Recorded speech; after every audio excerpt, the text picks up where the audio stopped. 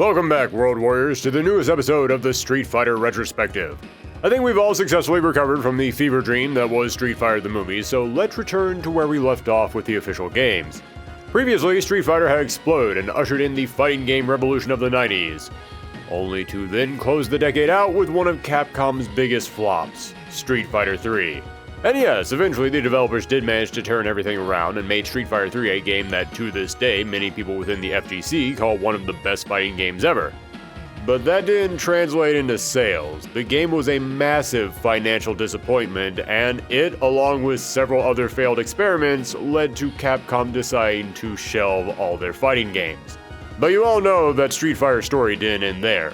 I mean, heck, just look at the runtime of this episode. There's definitely way more to talk about. So today, we're going to cover not just how this series came back, but how it returned with one of its most successful installments ever.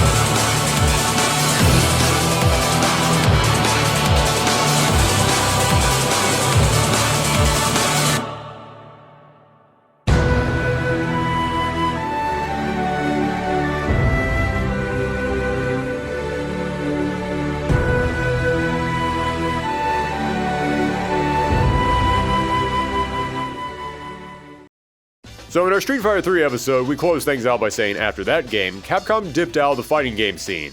Throughout the 90s, Capcom had been the king of the arcade, putting out huge hits, one after another.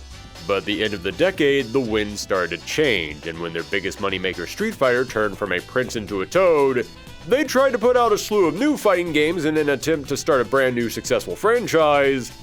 But they decided to put them all out as Dreamcast exclusives, and considering I'm not holding a copy of Skies of Arcadia 5 in my hands right now, we all know what happened to the Dreamcast.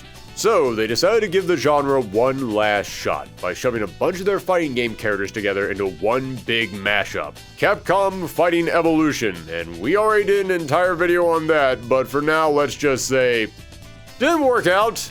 The game was panned by everyone who played it, which admittedly wasn't many, but it looked bad, felt weird, and just screamed cheap. And with that, Capcom decided they were done with original fighting games, which ushered in the 2000s, also known as the Dark Age of Fighting Games. Hold on, don't get mad just yet. Just give me a second to explain, okay? Yeah, the Dark Age of Fighting Games is a phrase that many within the FGC use to describe the 2000s, but a lot of people get upset when you use that term because it implies that either no fighting games were coming out, or only bad fighting games were coming out, and neither of those are even remotely true. During the 2000s, many games weren't just coming out, they were thriving. Tekken 5 is considered by many to be the best in the entire franchise. Soul Calibur blew up and became the biggest weapon-based fighting game ever. Dead or Alive really came into its own and was now being seen as a respectable fighter with great gameplay and amazing presentation. Virtua Fighter brought stunning, easy-to-learn but impossible-to-master gameplay to a whole new generation. Mortal Kombat added tons of single-player content that would go on to become one of the defining features of the entire series. As far as licensed games go, the Dragon Ball Z Budokai series set a standard for so many future anime arena fighters, and with Melee, Smash went from party fighter to high-stakes competitive king. So yeah, fighting games not only existed during this time, many were succeeding, and this decade was a pivotal time for the development of the genre. So I totally understand why the term the Dark Age of Fighting Games can feel disrespectful. However, there is also a group of people out there who feel that the Dark Age didn't happen at all, That was only Capcom who was suffering, and it's just a name that Capcom fans came up with because they were salty that they weren't the center of attention anymore. But everyone else was doing just fine during this time.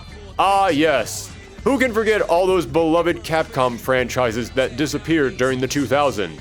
Big famous Capcom titles like Fatal Fury, Battle Arena Toshinden, World Heroes, Primal Rage, Breakers, Art of Fighting, Fighting Vipers, Clay Fighters, Weapon Lord, Last Blade, Bushido Blade, Asura Blade, Kazuna Encounters, Killer Instinct. Yeah, you know, all those famous Capcom properties.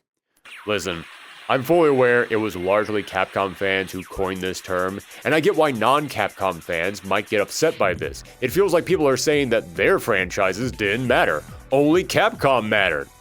But I assure you, it wasn't only Capcom going through a rough patch.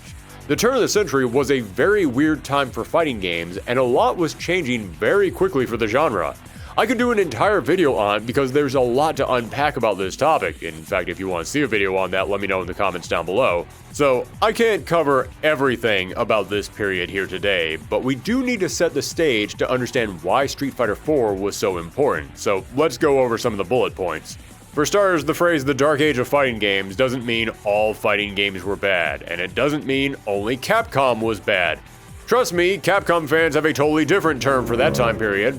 What the dark age of fighting games actually refers to was an unstable period for fighting games when people didn't know what the future would hold. It was a time period not marked by bad games, but by a lack of confidence, and that's because the dark age of fighting games wasn't so much about the games themselves.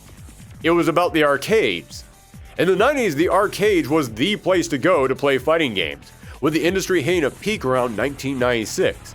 But in 1997, arcade business started to plummet, while home console sales skyrocketed. And to give you an idea of what this meant for fighting games, according to Gamers magazine, in 1997, in Japan, 9 of the top 10 arcade games of the year were all fighting games.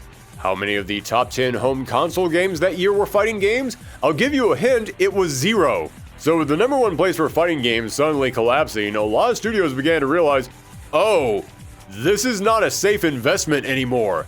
And so there was a massive decline in fighting games being released.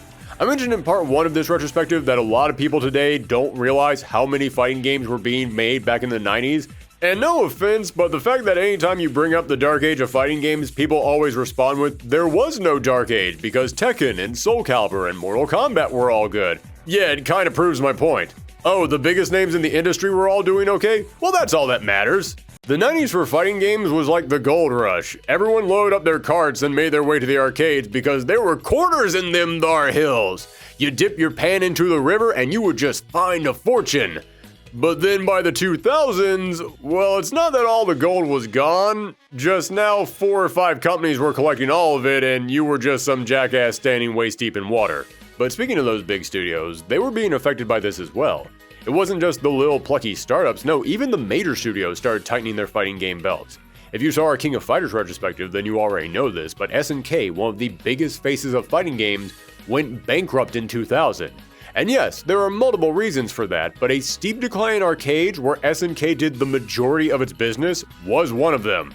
And they were able to survive and come back together fairly quickly, but now they couldn't put out 5 or 6 fighting games a year. The market wasn't there anymore. They had to just sit down and focus on 1, maybe 2 titles. Sega was still putting out Virtua Fighter and Midway was still putting out Mortal Kombat, but just a few years before that, both of those studios were pumping out multiple fighting games. But now, that was way too risky. You see, the arcade was largely the testing ground for fighting games. Put together something new and experimental and probably cheap, and throw it into arcades. If people liked it, then congrats, you got yourself a brand new franchise. Or heck, some studios were so bold and fighting games were so big, they'd roll the dice and go right to the home release. But now, with other genres dominating the home consoles, fighting games weren't a guaranteed hit anymore. And with the arcades gone, there was no place to test them. So studios were afraid to take that gamble. That meant no new series, drop all the smaller series, and we only pick the franchises we know are going to be a success. The ones that already proved themselves during the 90s, and we only focus on them. Also, we should address the elephant in the room here. Almost every single one of these games that were succeeding were now 3D. That's something else that you hear from a lot of people. The dark age of fighting games only applied to 2D games, and I'll admit, that one is far more accurate. The 2000s was that time when companies thought games have to be 3D. All the kids love depth perception. The third dimension is in now. And I'd be willing to bet this obsession with 3D probably helped many of the games that did survive the arcade purge. It made a lot of developers mentally separate them from their coin-op origins. What? No, it's not like the arcade games at all. Look, they're made of like polygons and cubes and junk. It's totally different. Plus, 2D games still use sprites, and sprites took a long time to make, so it just wasn't worth it. But here's the problem. 3D fighters and 2D fighters aren't the same. They don't feel the same. Neither of them are better than the other, but they are completely different beasts. They're apples and oranges, and people who really liked apples were going to the grocery store very confused why everything was oranges now. Sure, there were exceptions like Guilty Gear, but I have to stress, those were now exceptions, not the rule. You could no longer just find these games, you had to specifically go digging for them. Also, I love Guilty Gear, but I have to be brutally honest here, guys. Guilty Gear has historically been one of the lowest selling ongoing fighting games, and the only reason it stuck around was not because it made money, but because Daisuke Ishiwatari and all the other developers at Arc System Works loved the game and didn't care if it made a profit. Which in 2024 is a very refreshing statement. But I bring Guilty Gear up because A, yes, it was being released at this time, but due to its low sales, no other studio was looking at that and saying, well, okay then, I guess it's safe to get back into fighting games. No, all the major studios out there were looking at those sales numbers and saying, boy, we made the right call jumping off that ship. And B, I want to talk about those exceptions. I made it sound like there were no new fighting games or no new 2D fighting games, but no, there were indeed several smaller fighting games still coming out. Several smaller developers trying to start up a brand new series.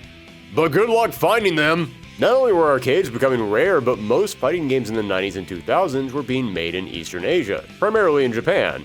But in the 90s, the vast majority of fighting games made in this region got worldwide releases because fighting games were so big and arcades were so popular, that risk of exporting your game was minimal. It didn't matter where you released it, it was a fighting game, and we're in the middle of a gold rush, baby, it'll sell wherever!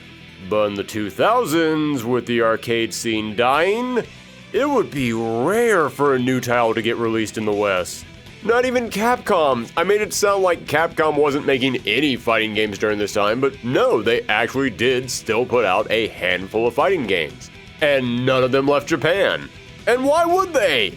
You can't blame developers for not wanting to spend time and money shipping their games to a place where all the data says it's going to tank. The phrase, the dark age of fighting games, was largely a term being used in America because it was during this time that many developers just thought this was a dead zone for the genre. And don't take my word for it. In an interview with Game Informer in 2022, famous fighting game commentator James Chin said, quote, "People basically had forgotten about the genre. In the US, fighting games were a thing of the past. As I said, this time period wasn't defined by a lack of good games, it was defined by uncertainty and a lack of confidence from the developers." I talked about this topic on Twitter and someone told me that the Dark Ages didn't exist because Melty Blood came out during that time. Listen, nothing against Melty Blood. Melty Blood is a great game. But if your argument is the Dark Ages didn't exist because I had a hookup who could get me a copy of an import PS2 game that would only run on a Japanese version of the console, I don't think you quite realize what things were like for the average player out there.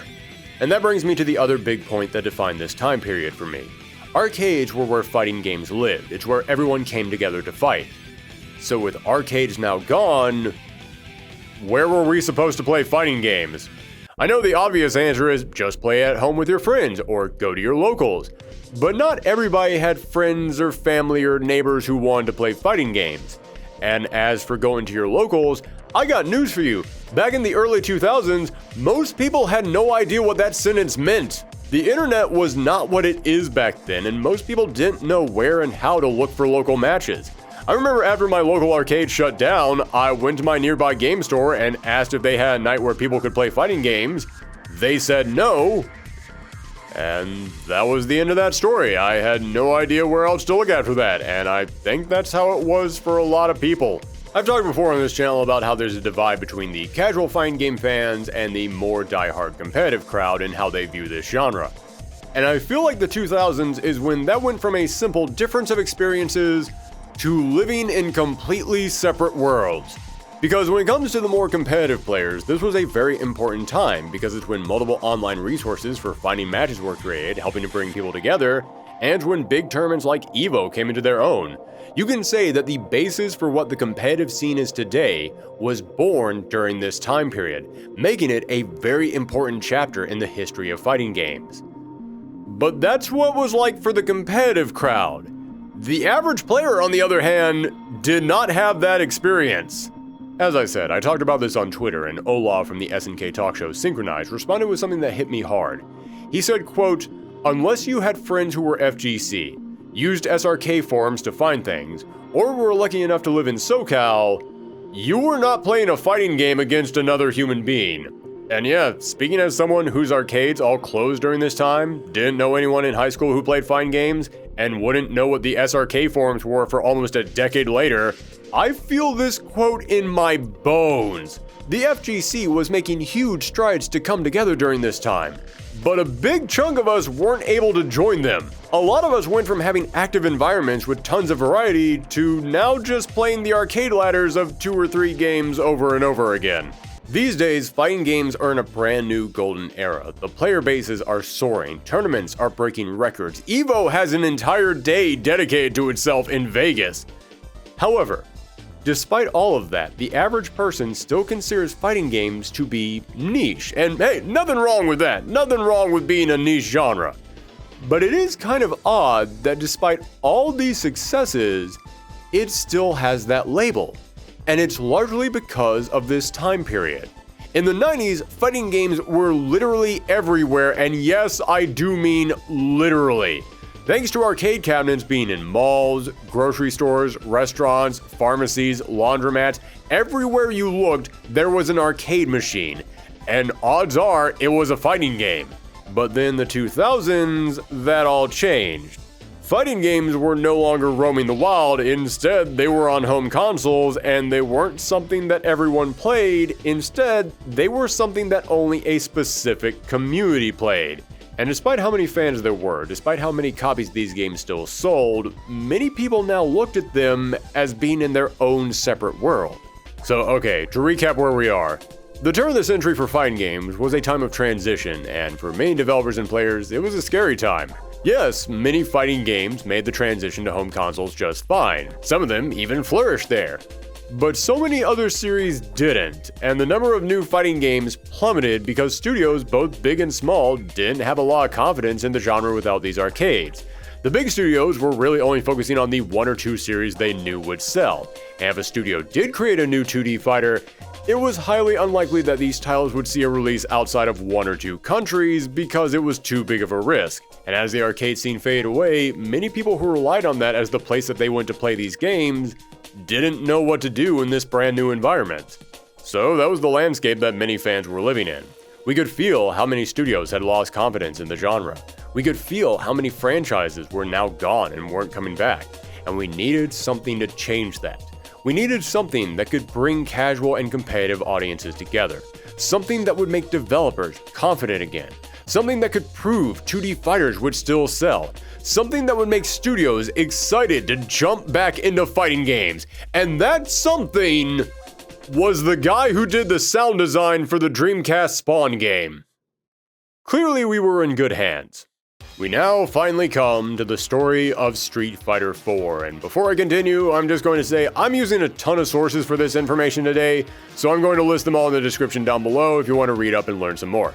So, Capcom had left the fighting game industry and had zero interest in returning, but several developers both within and outside the company didn't agree with this decision, and they continued to campaign for a sequel.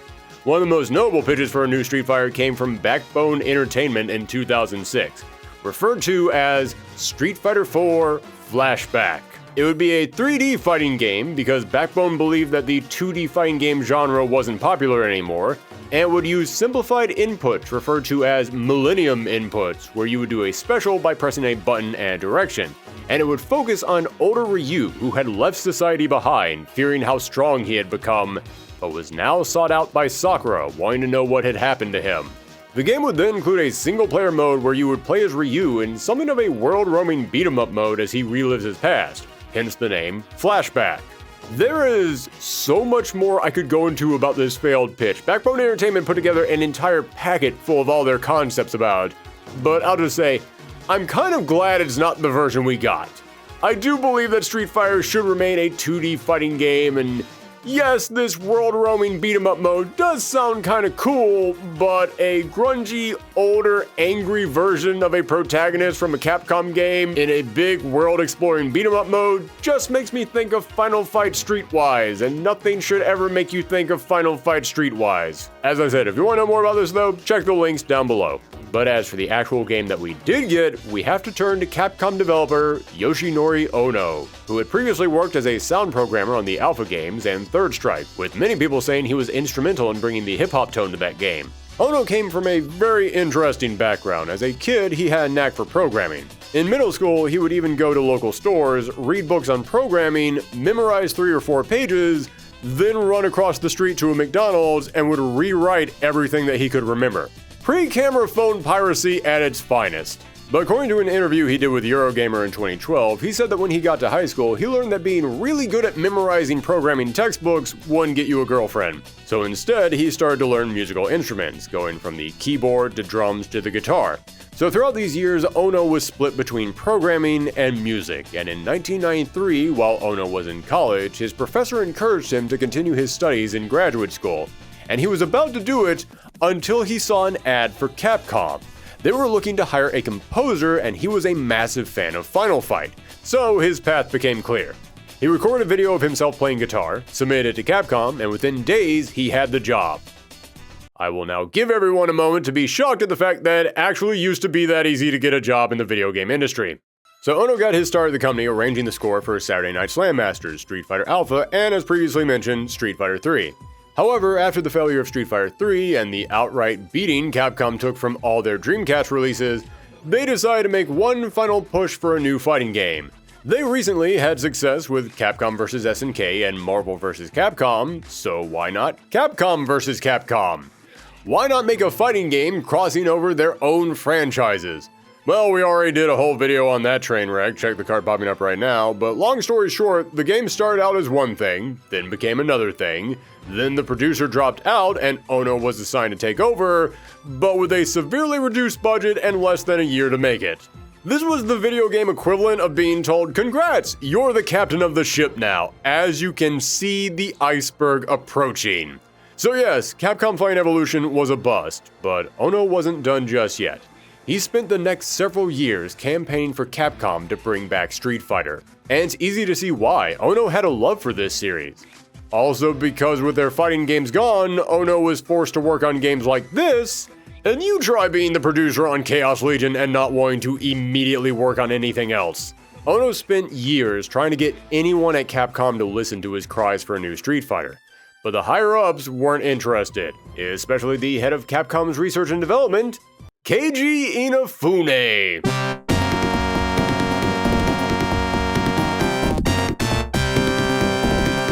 Ah yes, Keiji Inafune, a man who looks at Capcom's older franchises the same way the Grinch looks down at Whoville. In that 2012 interview with Eurogamer, Ono talked about this experience and said, quote, I was working on Onimusha 4, and during that time, I repeatedly submitted my proposal for a new Street Fighter. The company kept telling me, it's a dead franchise. It doesn't make any money. We have series that make money, like Resident Evil and Onimusha. Why bother with a dead franchise? Boy, that should tell you how long ago this was. Capcom actually said, why do you want to make a multiplayer game that we can sell with tons of add-ons and continuous updates? Focus on the single-player moneymakers, like Onimusha. Well, in the second half of the 2000s, something was about to change.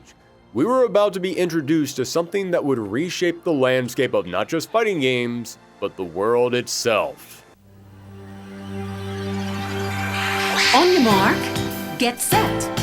We're riding on the internet. Well, okay, the internet wasn't anything new. It had been around for a while now at this point. However, faster and more stable internet that didn't make your phone sound like a dying cat was becoming far more common and easily accessible. This meant that many game studios were starting to look at online play as a more realistic option. Don't get me wrong, there were plenty of games going back to the mid-90s that offered online play, including several fighting games. But they kinda sucked. Yeah, up until this point, most games' online features weren't very good, or most people didn't have access to internet that was strong enough to make it work. Well, in 2006, Capcom released for the Xbox 360 a brand new version of Street Fighter 2, because even when they're not willing to make a new Street Fighter, Capcom is always willing to make money off Street Fighter 2. This new version of Street Fighter 2, specifically of the Hyper Fighter version, included the ability to use virtual quarters in arcade setting to challenge other players online, and shockingly enough, it actually worked. As I said, there had been fighting games before this, back in the old PS2 era, that implemented online matches, and well, they weren't that pretty. Most people wouldn't touch these modes, no matter how desperate they were to find matches. But this game actually worked well enough that people were excited about going online to try it. And so, Capcom looked at the success of this game.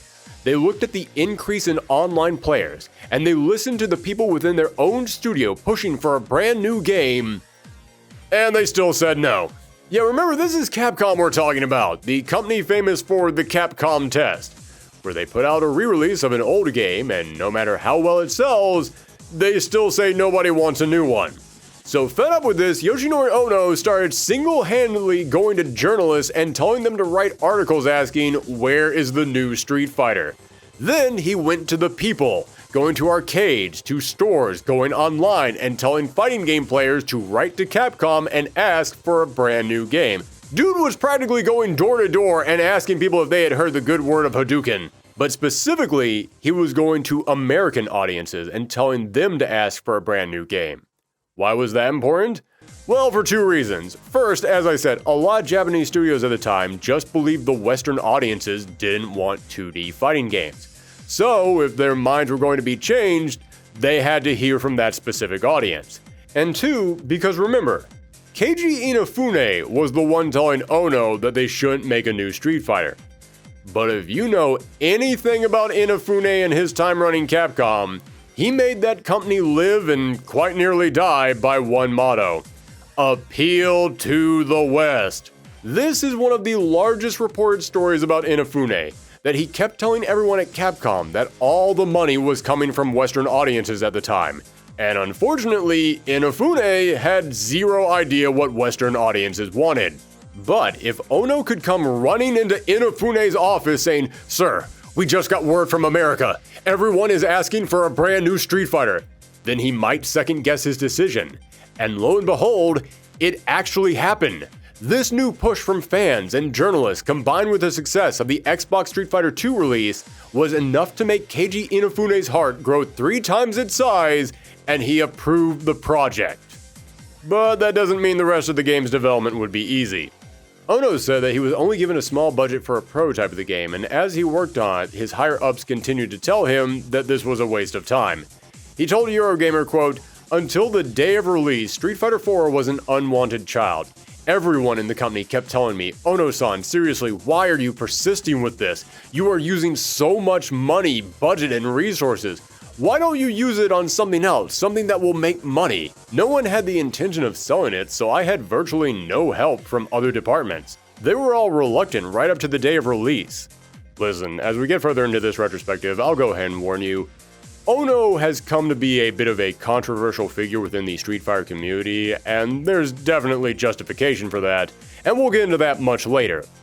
But I have to stress, the only reason this game existed was because he was pushing a boulder uphill. But sadly, Ono, a man whose fighting game development experience was rather limited, and working with so few resources and with little help from other departments, it became clear very quickly he was in over his head. In the early stages, Ono was all over the place. At EGX in 2019, he talked about this development and he said he actually thought about making this a turn-based fighting game, saying, quote, "I did have an idea that I thought was revolutionary, to turn into more of a turn-based simulation. So you would take your moves that you want to do and put them together like blocks and they would run automatically. Listen, I love your only move is hustle, and it's kind of wild to me that Ono had the idea for that game like 15 years earlier. But Street Fighter isn't your only move is hustle. This would have been a disaster. But eventually Ono pitched that the game would be a return to form for the series, and it would feel like a new version of Street Fighter 2, which meant that in a sea of 3D fighters, this game would remain 2D. But to keep it updated, the game would use 3D models, a 2.5D style, which at this point was a brand new idea. Most people say the first 2.5D fighters were either Slap Happy Rhythm Busters or Battle Fantasia, but as fun as Slap Happy Rhythm Busters is, nobody really knew what that game was, and Battle Fantasia wouldn't come out until 2007, a year after Ono and his team started working on this game. By the way, if you want to know more about either of those games, check the videos that Gal Win quotes down them. I'll link them in the description down below. What I'm trying to say is that this was a developer with little budget and little resources, and his experience programming fighting games had not gone well in the past, and now he was attempting to do something that there was almost no blueprint for. This is not painting a good picture. And in 2006, pro Street Fighter player, one of the co-founders of EVO and Capcom's community manager, Seth Killian, got a chance to play the early build that Ono had put together, and as he told Eurogamer in 2015, he wasn't impressed. While I was ecstatic that the game was going to exist, my first impression wasn't great. They had two characters in a partially playable form, but the transition to 3D models was very difficult. However, over the next year, Ono and his team kept working on the game, getting it into a more playable state, and that was largely thanks to some outside help. I've made it sound like Keiji Inafune didn't want anything to do with this game, but there is one bit of help that he did provide. In 2006, when the game was still being discussed, Keiji Inafune had dinner with Takashi Nishiyama. Why does that name sound familiar? Because he's the guy who created the very first Street Fighter all the way back in 1987. But after making Street Fighter, he left Capcom to join SNK. Then when SNK went bankrupt, he left that company and started up his own studio, DIMS. And DIMS was mostly a gun for hire. They were a studio that got hired by bigger studios to make games for them, mostly based on existing IPs. They did some Digimon games, some Inuyasha games, some Sonic games, they made the Budokai series that will always hold a place in my heart, but they did step out and make their own original fighting game with the Rumblefish. The Rumblefish. This is probably the last time I'm going to have to talk about the Rumblefish, so enjoy that soundbite while you can. We did a whole retrospective on this game, but if you haven't checked it out, this was a game that launched in arcades with a Japanese-only PS2 release, and mechanically, it had some interesting stuff going for it, but what stuck with a lot of players were the visuals. They used an interesting new approach, where they essentially had 2D sprites, but they layered separate body parts on different layers on top of each other, thereby allowing them to show battle damage by making unique sprites for damaged arms or chest or faces, depending on how the fight went. In other words, it was a 2D fighter, but they were using semi-3D models. It wasn't quite 2.5D, but it was about as close as anyone had come yet, and the Slap Happy Rhythm Buster guys weren't returning Inafune's calls. So in 2006, Keiji Inafune was having dinner with Takashi Nishiyama, and according to an interview Ono did with Sokanera in 2008, the conversation just naturally went to, hey, you know, next year is the 20th anniversary of Street Fighter. You, thought about doing anything with that? Now, Capcom was already playing something for this anniversary with the Street Fighter 2 HD re-release, which we covered in part 1, because again, even in the middle of a Street Fighter drought, they are always willing to make money off Street Fighter 2. But at this dinner, Inafune mentioned that they were working on a brand new game. And since it was the big 20th anniversary of the series, it would probably look really nice if the guy who made the first game returned for this new installment. And the fact that his studio made a fighting game that did something kind of similar to what they were attempting, not to mention working on all the Budokai games that had experience working with 3D models, well, that was all just icing on the cake. And so, DIMS was brought on and paired up with Ono's team at Capcom and provided the game with the support that it needed to get it up and running. But the build-up to Street Fighter 4's release wasn't just about what happened behind the scenes. In the public eye, Ono and Seth Killian were tag teaming to do everything in their power to promote this game.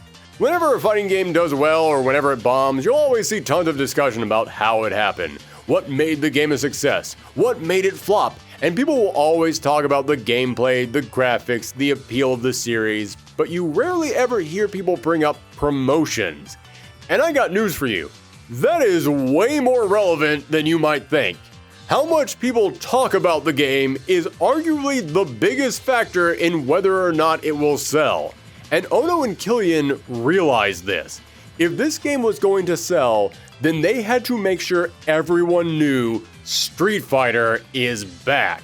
And that is exactly what they did. Ono was popping up on camera every chance he got to talk about. Killian was arranging previews and writing blog posts to hype people up. The advertisement campaign for Street Fighter 4 was massive. We never saw anyone at Capcom talk about their fighting games like this. And then, in 2008, the game finally released in arcades. This was it. It was time to see if all this hard work paid off. Could these developers actually get people excited? Could they actually make audiences hype for a franchise that had been dead for nearly a decade? Street Fighter 4, son! Street Fighter 4! Street Fighter 4! Street Fighter 4! Say it! Street Fighter 4! Street Fighter 4! Street Fighter 4! Yeah, I'd say it worked.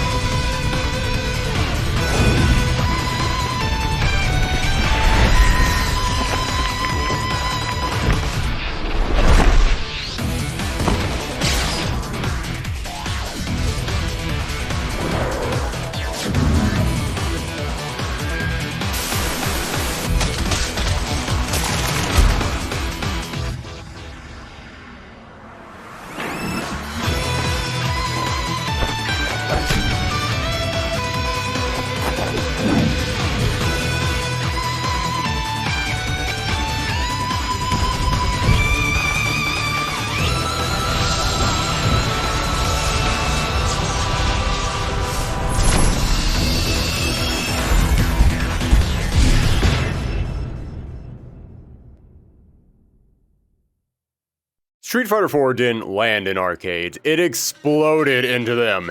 In Japan, testing sites were booked solid, and Southern California, one of the last places in America where the arcade scene still existed, I kept hearing stories about lines being down the block to play it.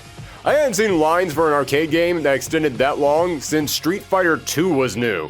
And I still wasn't seeing them because, sadly, as I pointed out, my local arcade shut down years before this, so I was out of luck. But the next year, Street Fighter 4 was released on PS3 and Xbox 360, and this was special. But before we get further into Street Fighter 4's reception, let's actually talk about the game itself. Street Fighter 4 was designed with one goal in mind, to be a return to Street Fighter 2. And while I know many people were wanting a continuation of Street Fighter 3 or to see the game move into a brand new era, that is not what the series needed at this time. Street Fighter 4 needed to revive this franchise, and what better way to do that than to remind everyone, hey, you know that game you all liked that was one of the biggest video games of all time? Yeah, it's that.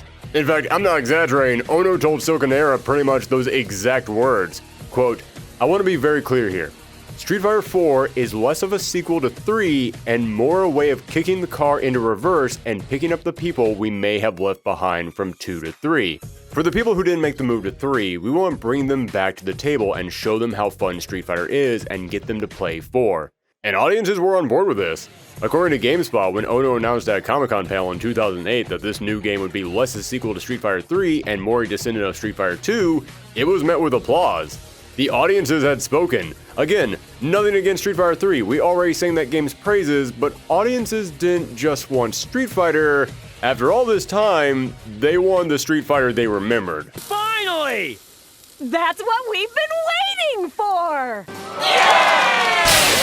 You like that? It's what we wanted all along! What this meant is that the starting roster would be the original 12 characters. Yeah, they weren't even going into new challengers. This was all the 8 original playable characters and the 4 bosses. And believe me, I understand people saying they wanted more variety and they wanted to see some new faces, and trust me, you'll hear me complain about that plenty in the next episode. But you needed something that said, Street Fighter is back, and yeah, this did exactly that. But secondly, Ono wanted the game to play more like Street Fighter 2, specifically Super Turbo. Now, what this essentially meant is he wanted the game to be more accessible, because as great of a game as Street Fighter 3 was, it was a game made for the fighting game community, for the arcade fanatics who spent all day pumping quarter after quarter into the machine until they could get their parry timing just perfect. If you were a casual player though, yeah, it was rough to get into. For many players, there was a skill barrier on that game sitting right at the front door like a bouncer. But one of the reasons why Street Fighter 2 was so popular was because anyone could pick it up and play it. Anyone could pick a character, hit some buttons, and while you wouldn't instantly know everything, you would start to understand it pretty quickly. So when Ono said he wanted this to be like a new version of Street Fighter 2, that's largely what he was focusing on. Creating a game that you could just pick up and start playing. Sort of inspired by Street Fighter 2. Street Fighter 3 was a great game, super hardcore community, I love all those guys, but it's hard. It's a real hard game to pick up and play, and Street Fighter 4 has a new mechanic which is much easier to pull off for anybody the first time, but you know, your uppercuts, your fireballs, all that stuff basically works as you'd expect it to. So if you ever played Street Fighter 2, playing this is like riding a bike. And this wasn't just in response to Street Fighter 3, as I said, 2D fighters did still exist over the past decade. But they were growing more niche with every single year, and that's because a lot of 2D fighters over the past decade, well, they were getting kinda nutty.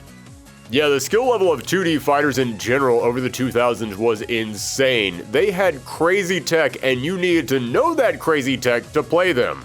So Street Fighter 4 would need to be something that could look at everyone who had been turned off from fighting games after the 90s, especially 2D fighters, and let them know, no, it's cool, you can play this.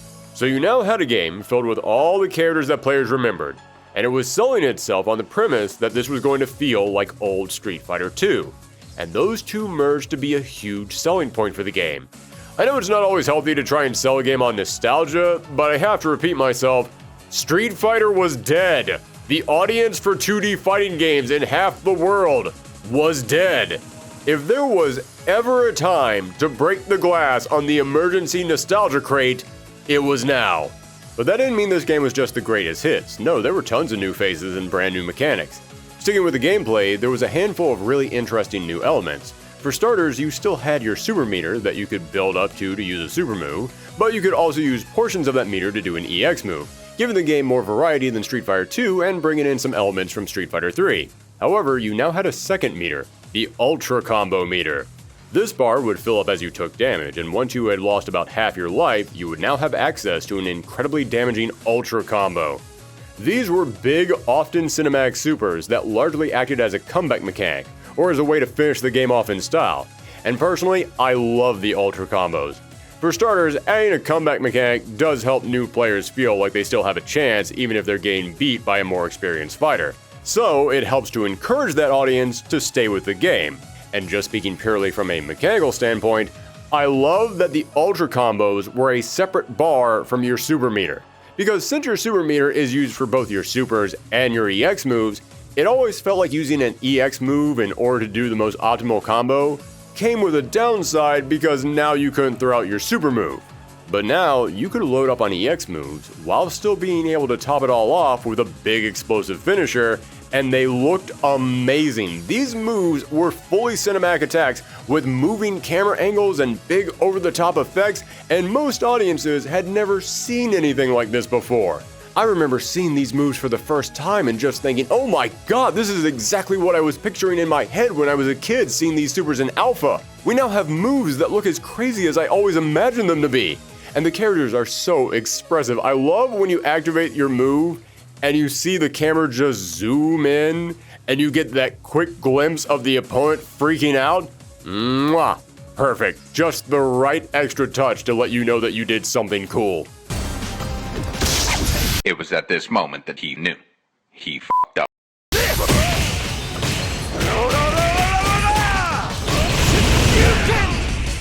And I can't prove it, but considering their work on the Budokai games and the big cinematic attacks in there, I'd say Dims is probably to thank for how these moves looked. But arguably the most notable new mechanic in this game was the focus attack. By pressing medium punch and medium kick, you would start charging up an attack. While you're charging, you would have one hit of armor, and the focus attack had 3 stages to it. You could tap the 2 buttons to do an instant attack, and if you countered an opponent like this, then it would cause them to crumple to the ground, setting you up for further combos. If you held the buttons until your character flashed, then it would crumple your opponent even if you weren't countering them. And if you held the buttons until you flashed yellow, then you'd automatically do the attack, and it would now be unblockable. At first glance it seems pretty basic, but there are ways that you can spice it up. You can start charging and then dash in or out to cancel it, which is a nice way to avoid damage or get closer to an opponent who's trying to zone you out. Or you can spend half your super bar to cancel a special move into a focus attack, and when you follow that up with a dash, it allows you to combo stuff together that you normally couldn't. And when it came to the presentation, when you charged up these focus attacks, you'd see a thick black paint filling around your characters, and it looked great. This calligraphy paintbrush technique was the defining art style of Street Fighter 4, and it made these 3D models pop in a way that I had never seen before. In fact, heck, I hadn't seen 3D models on a 2D plane at all before this.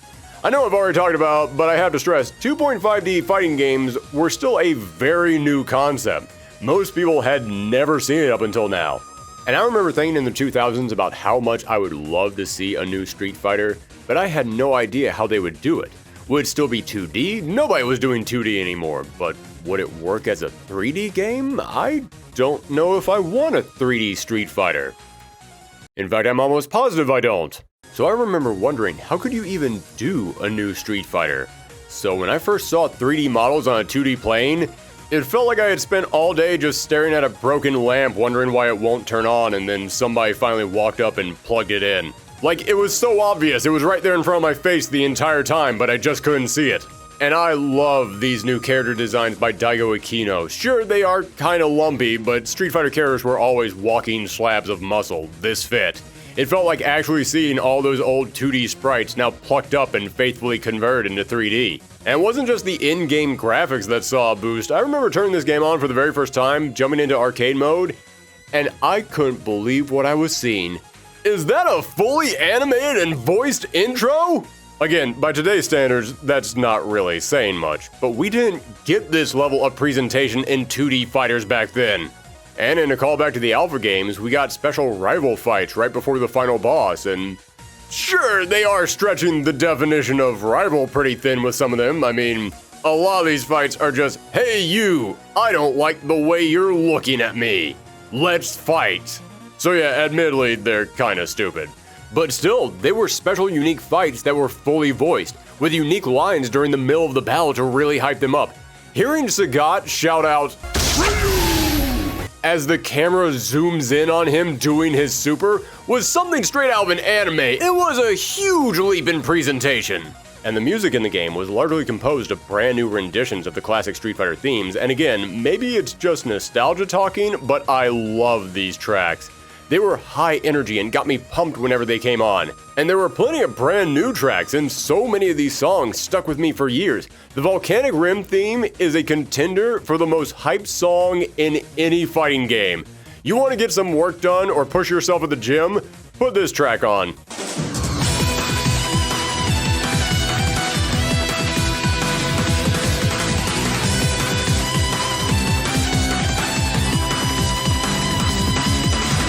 And hey, I know it's corny, laugh all you want, but I can't help it. The game's main theme, Indestructible, man, that is an earworm. I don't trust anyone who says that they have never bobbed their head along to that song. And speaking of the audio, I have to point out, this was the first time that Street Fighter got an English dub. Many big-name VAs like Kyle Herbert and Laura Bailey were cast in here. And admittedly, not all the performances are great, but that's mostly because a lot of these voice actors were still pretty new back then. But many of them have continued to stick around and remain the voices for these characters up until this day, and you can totally hear how they've improved over time. Like, Peter Beckman's Zangief in Street Fighter 4, he's okay, not great, but he's pretty good. Cut to Street Fighter 6, and his super over-the-top energy makes him one of my favorite characters in the entire game. And a lot of the sound bites from this cast have stuck with me for years. To this day, I can't think of Balrog without hearing Bob Carter yelling out, "My fight money!" Also, I have to point out on the Japanese side, Ken was voiced in this game by Yuji Kishi, who was the voice actor who played him back in Street Fighter 3. Just a cool little fun fact that he not only returned to play Ken in this game, but he's also remained Ken's voice actor until this day.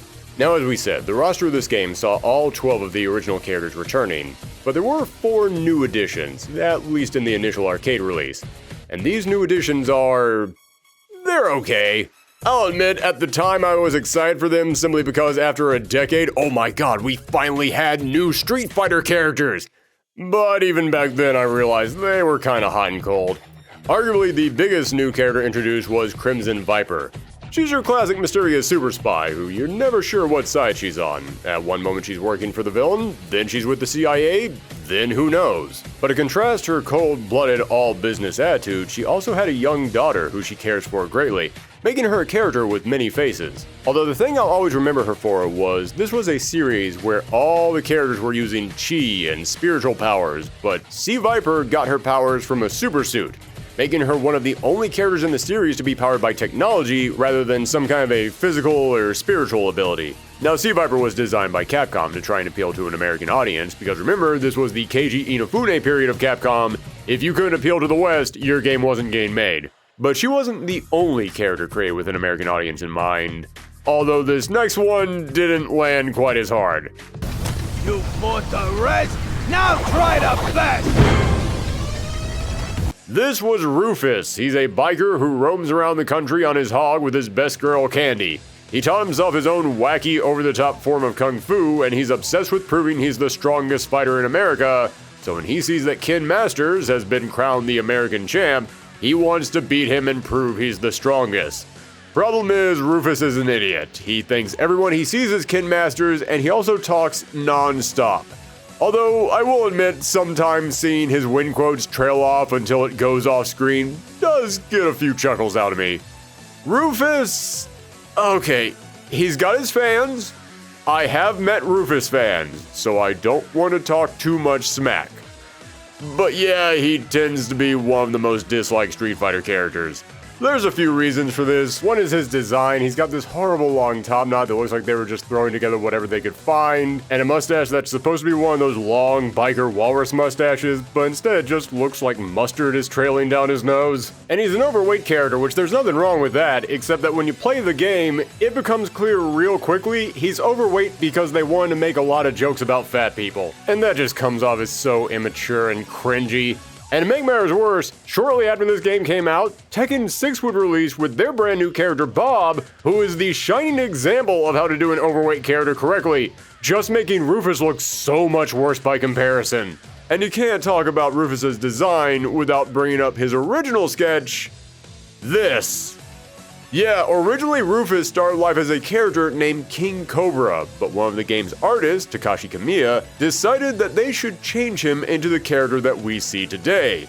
And the kicker is, they decided to change this design after they had already hired the voice actor and after he had already started recording lines.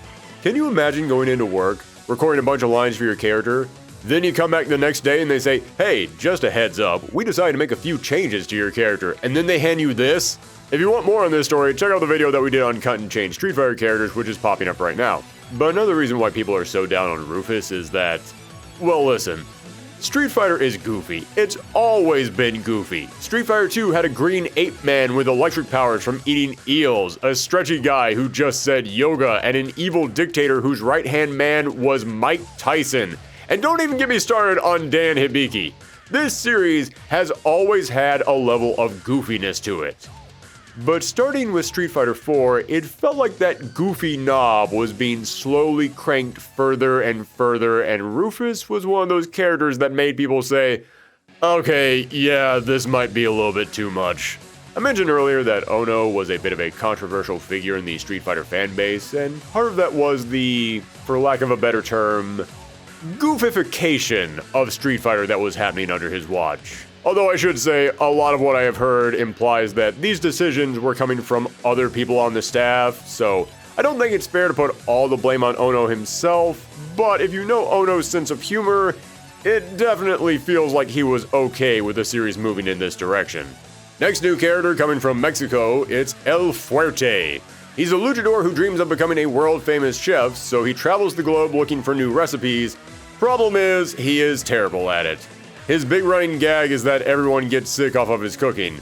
As for his playstyle, he is super agile, running and jumping all over the screen, really making use of that brand new 16:9 frame size. And when it comes to the reception of El Fuerte, I have no idea how people feel about him, because when the game came out, I remember people talking so much trash about this character. But now, I actually see mostly love for the character. I see so many people saying that he was one of their favorites and they want to see him return, so maybe people are split on him and I was just listening to the wrong crowd back then, maybe everyone came around to him over time, or maybe everyone hated on him were older Street Fighter fans and all the newer fans are now nostalgic for him.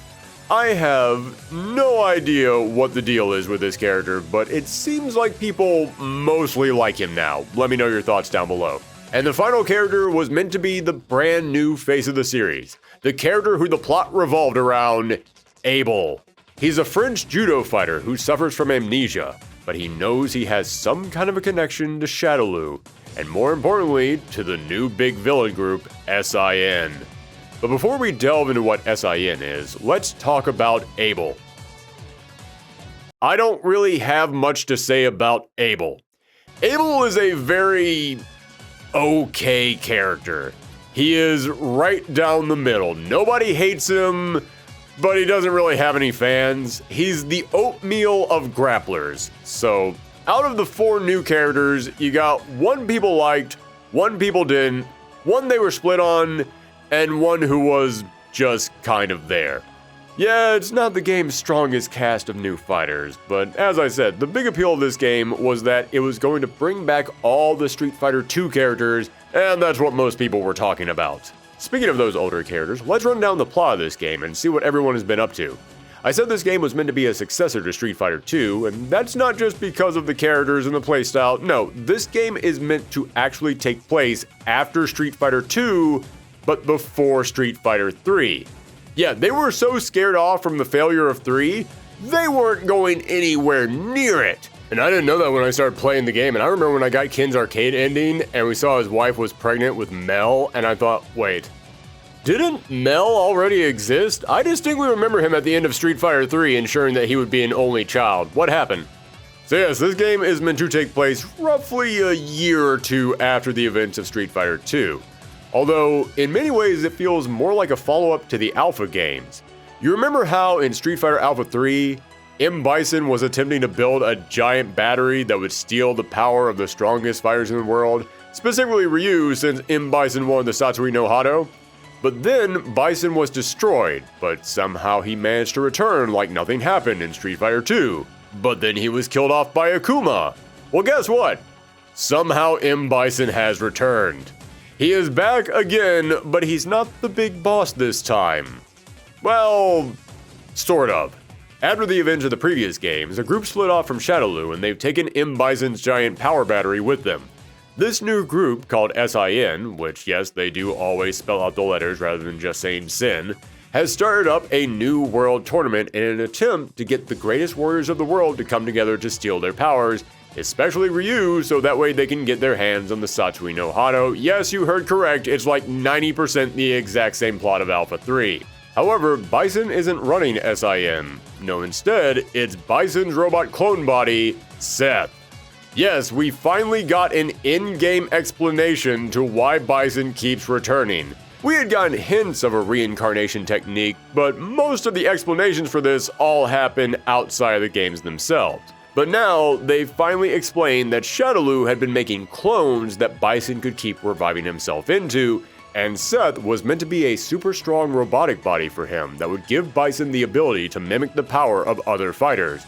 But Seth gained sentience and decided they didn't want to be Bison's puppet, so they split off to pursue their own evil world-conquering goals. Now, Seth was originally going to be called Kane.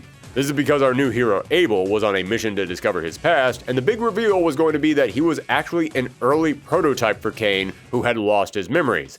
So their names were meant to be a reference to the biblical duo of Cain and Abel.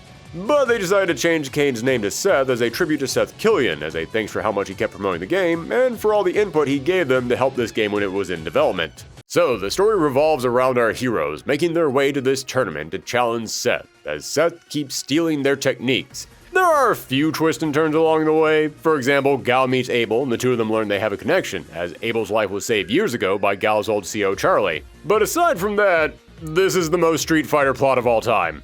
Listen, I love these characters and these games, but outside of the Alpha series, the Street Fighter plot has always been, there's a tournament held by an evil dude, stop them. But that's all you needed, I was fine with this. However, if you did want more to this story, when the game came to home consoles, the deluxe edition came with a fully animated movie explaining the plot. Street Fighter 4: The Ties That Bind. It's nothing great, but I was still blown away by the mere fact it existed because, as I said, 2D fighting games did not get stuff like this. They didn't get this kind of love and attention. So even if it is just okay, I still tip my hat to the team behind this game for putting it all together. Now as for Seth themselves, they're okay. I mean, a robot that just uses other characters' moves isn't anything interesting to me. However, if we're talking difficulty, when you beat them in round 1, they pump things up to 11. They can combo together moves that range from broken to the most annoying things in the entire series. Teleporting so you don't know where they're coming from, using blink and you miss it throws, responding to every jump with a Shoryuken, zoning you out with sonic booms. They're not the hardest fight in Street Fighter, but they are definitely worthy of their final boss status. And as for their presentation, I love their crumbling laboratory stage, and the fact that when you get Seth's life almost to the end, suddenly alarms start blaring in the background is such a great touch. And Seth admittedly doesn't have a ton of personality to them, but voice actor Michael McConaughey has this overflowing bravado to his performance, and it does give the character at least a little bit of charisma to remember them by. Now when you beat Seth, as you'd expect, you get each character's ending, but a lot of them don't really see much of a change. SIN is defeated and most of these characters go back to their normal lives.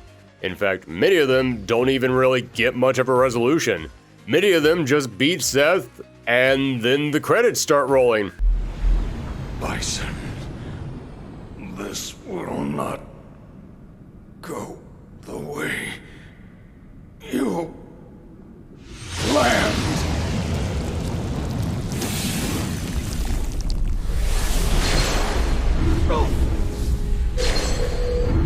No, the Satsui no Hado, it's consuming me!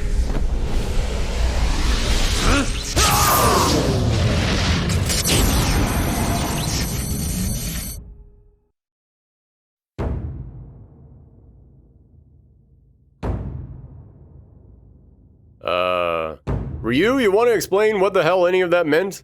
Although I do like the touch that since it's implied that Seth is using multiple duplicate robots to fight, then it means each of these endings are kind of canon. I know it's silly, but I dig stuff like that. However, two big changes worth noting are that after Sagat beats Seth, he realizes he'd become empty by searching only to win, and that's not what's important anymore. Remember, Sagat was not originally a villain. He was the big boss of the first Street Fighter, but not because he was evil, just simply because he was the toughest fighter in the world. He was the guy at the top of the tournament. He wasn't a bad guy, he was actually an honorable warrior. It wasn't until he felt defeat at the hands of Ryu that he started to go down this darker path, and even when he was working for Bison, as we saw in the Alpha games, he was doubting this. He didn't think this is the path he should be on. Well, this game follows up on all that, and after this point, Sagat would turn things around, going back to being a good guy. That's admittedly a lot of growth for a character in this series. And surprisingly enough, the other character with an important ending, Balrog. He's digging through SIN's base looking for some cash, but instead he finds a young boy, a science experiment with a glowing Shadowloo mark on him. Balrog figures the kid is probably important and it might pay off somewhere down the line, so he brings the kid along with him. This might not seem like something important now, but it would lead to something big later on. So there you have it, 12 returning characters, 4 brand new characters, and 1 boss character. 17 characters in the starting roster of the arcade. However, there were some other hidden characters in there. Akuma once again returns as a secret unlockable boss fight because if you want something that screams Street Fighter is back, it's a secret Akuma boss fight.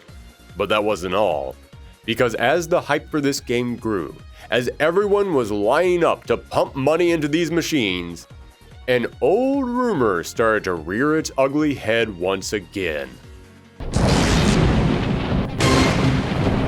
Yes, Xinglong, he returns for a fourth time.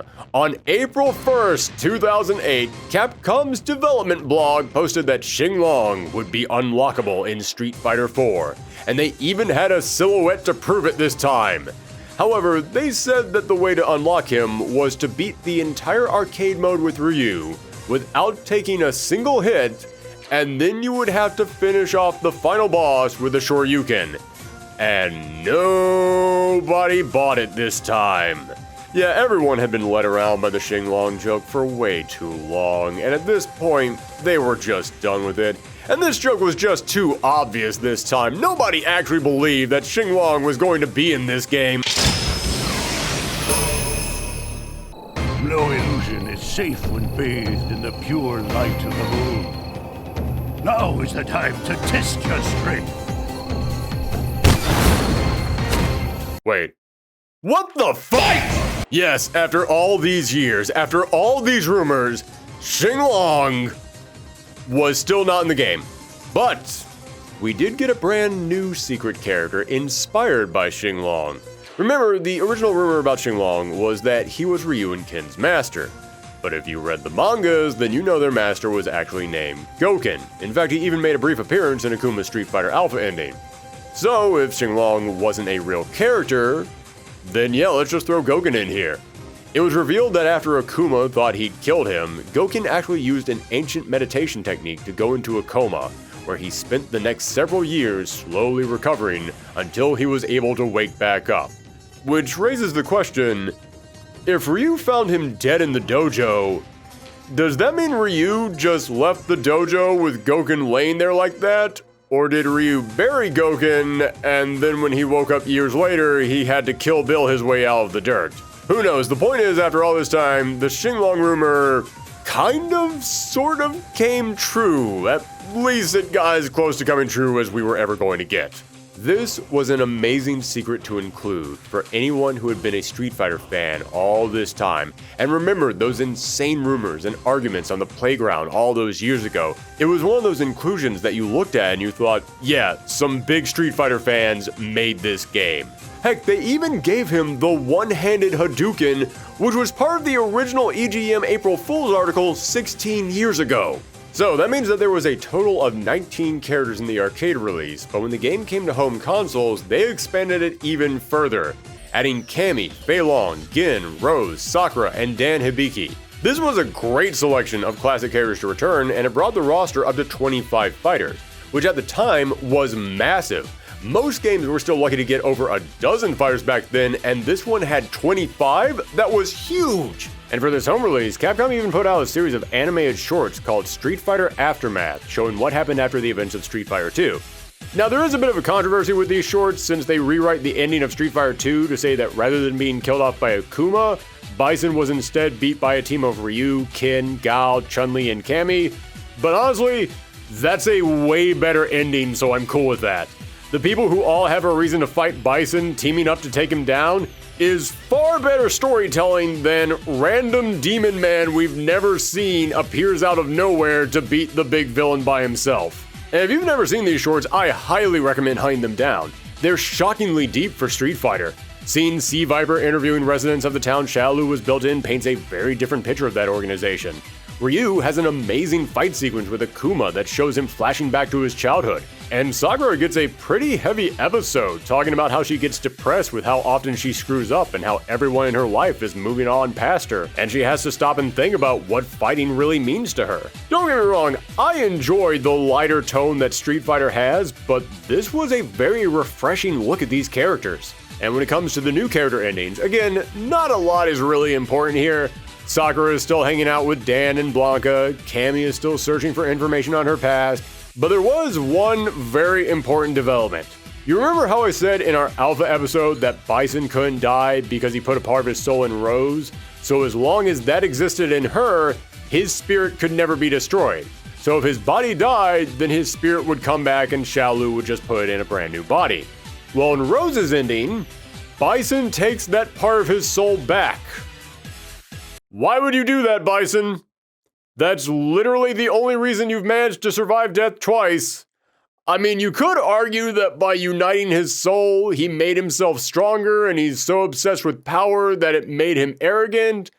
But that's still like someone who survived 2 car crashes saying, "Yeah, I'm just going to get rid of my seatbelt. Woo! Riding free, baby. This will never have any negative consequences on me." So, now the game was here. It was on home consoles. Everyone was playing it. Let's talk about the reception.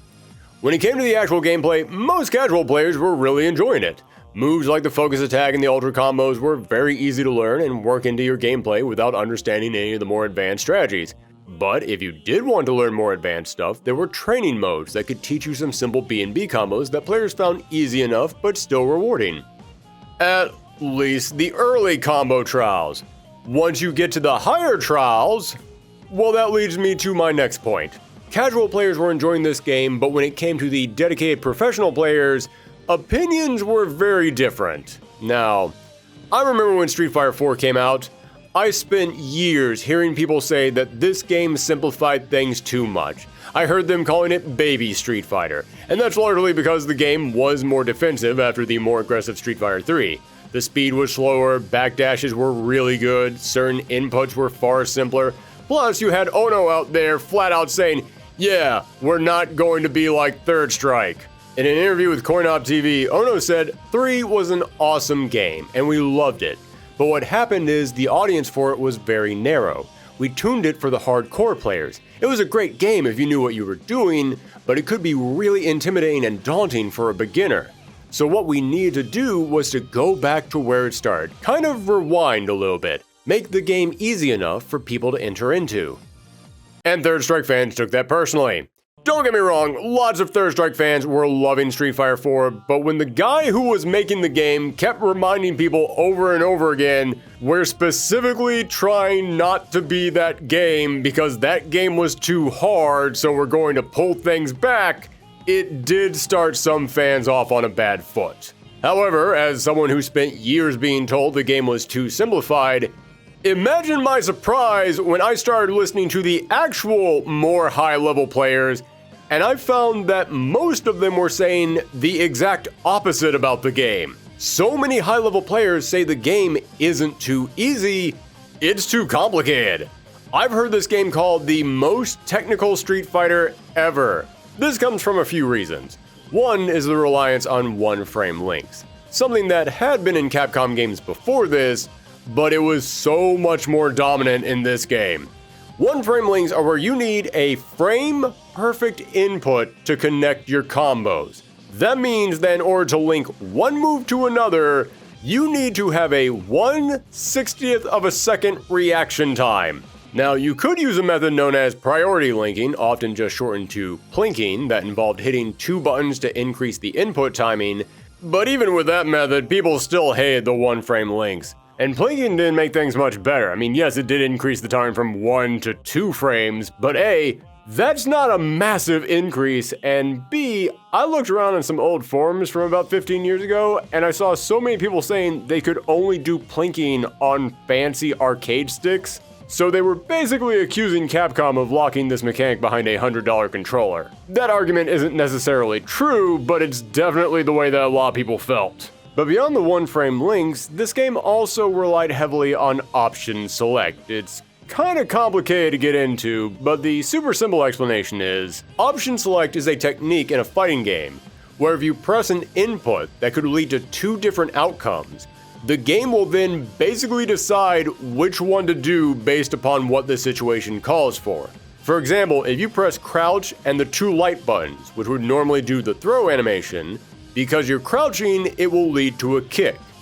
Unless the opponent is trying to throw you, then it will lead to a tech throw. Again, that is the simplest possible way to explain that, but it can get way more complex than that. And Street Fighter 4 relied heavily on option select. If you look up option select in the fighting game glossary, there's a video of Street Fighter 4. That's not a joke, there's actually a fighting game glossary, and if you look up option select, there is literally a video of Street Fighter 4. So when you got to the higher levels of play in this game, then you had to know how to use option select. You had to know how to do one-frame links. And this was driving the serious players nuts. And speaking for myself here for a moment, I mentioned in part 1 of this series that this was going to be a far more personal retrospective for me because Street Fighter is a series that has meant a lot to me throughout my life. And I loved Street Fighter 4 when it came out. I put so much time into that game. It reignited my love of fighting games. It will always be a game that means so much to me. But going back and recording footage for this episode was my you can never go home again moment. Because when I recorded footage for Street Fighter 2, oh man, this game played exactly like I remembered it. Street Fighter Alpha, oh man, this game played exactly like I remembered it. In fact, maybe even a little bit better than I remembered it. Recording footage for Street Fighter 3, you know what, I didn't put a ton of time into Street Fighter 3 back in the day, but yeah, this plays like I remember it. Going back to record footage for Street Fighter 4, this does not play like I remember it. Playing it today, yeah, I'll admit, it is noticeably stiffer and slower than its 2D predecessors. And there's tons of annoying decisions, like the number of moves that lead to knockdowns is crazy, and some characters are just shockingly unbalanced. Sagat in this game was legendarily overpowered. And maybe it's just me, I'll admit I have not heard a lot of other people complain about this, but it feels like the grapplers in this game can respond in the blink of an eye. You throw out a move at Zangief, and even if it hits him, he will recover and throw you before you have time to respond. So yeah, I now get all the complaints. I understand why so many players had problems with this game at launch, and over time, those complaints have gotten worse. I've even heard some audiences call this game unplayable. And even back at release, players were outspoken with their problems with this game. And Capcom heard those complaints and said, I'm sorry you're mad at me, but this isn't personal. This is business. Business, eh? Well, let me tell you something. You just lost yourself a customer. What? I'm sorry, Homer, I couldn't hear you. I said you just lost yourself a customer. Homer, you're gonna have to speak up. You just lost yourself a customer. You just lost yourself a customer. Homer, I'll talk to you tomorrow. Yeah, Capcom didn't care about the complaints with this game because they were too busy swimming in the Scrooge McDuck money pit this thing brought in. This game didn't make bank, this game owned the bank. I mentioned that the more serious players found the game to be too technical, but I've also pointed out several times this game wanted to aim itself at the more casual audiences, and well, you remember how I said Street Fighter 3 had high ceilings but also had high floors? In order to do anything cool in that game, you had to actually know what you were doing? Yeah, that wasn't true in Street Fighter 4. In order to play at the high levels of this game, you had to be literally perfect. But if you just wanted to pick up the game and mess around arcade mode or with your friends, it was super easy to get into. And there was so much content for that casual audience because remember all those extra characters that they added to the home release? They were all locked. You had to unlock them by playing through the game. Some of them had to be unlocked by playing through the game multiple times and doing certain achievements while you were going through that arcade ladder. And I can't tell you how many casual players over the years I've heard say they love unlockable characters because it gives them a reward, something to play towards. And I can't tell you how many serious players over the years I've heard say they hate unlockable characters because, what is this? I have to play through the game multiple times just to test out a character online? I want to play as Seth. So you're telling me I have to beat the game 24 other times before I can do that? Are you kidding me? Essentially, Street Fighter 4 tried to be a game for all audiences, and it failed. But it succeeded with the casual audience, and that was the audience with all the money. And hey, just to bring this all back around, I have to repeat myself.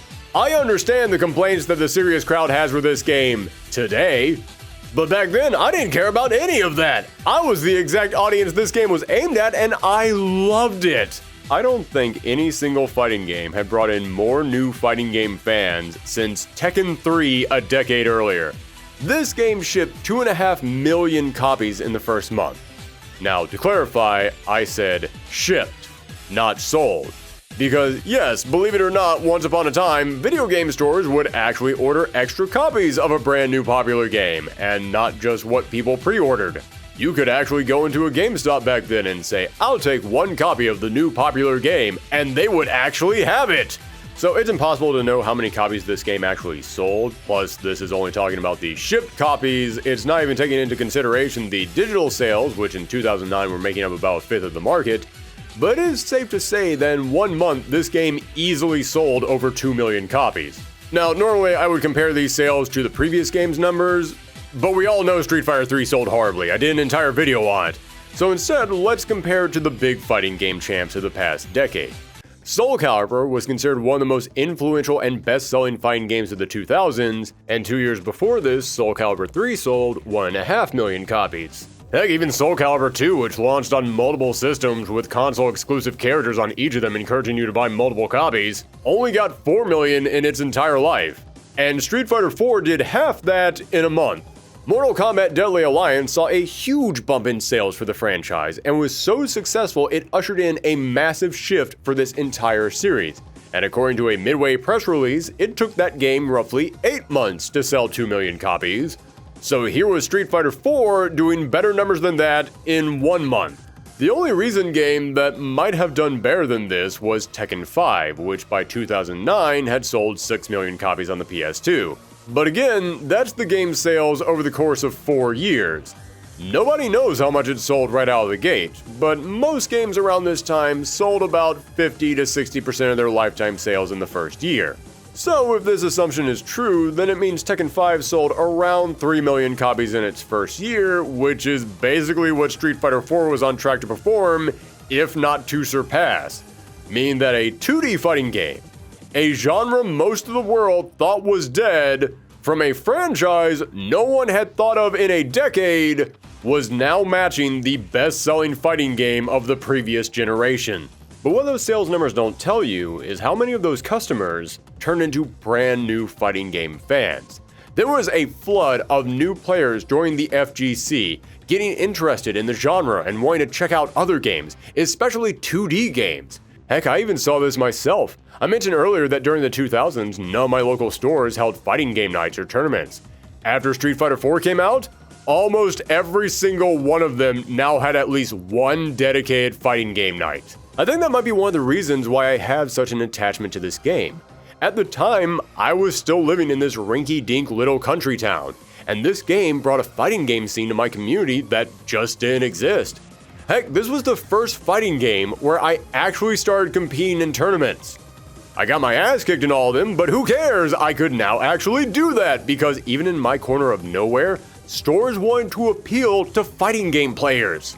In fact, so many people started playing fighting games around this time, there's actually a name for them: 09ers. This is the term that the FGC largely uses to describe people who started playing fighting games thanks to Street Fighter 4, since it came out in 2009. And at the time, it was largely being used negatively. It was a bit of a joke back then.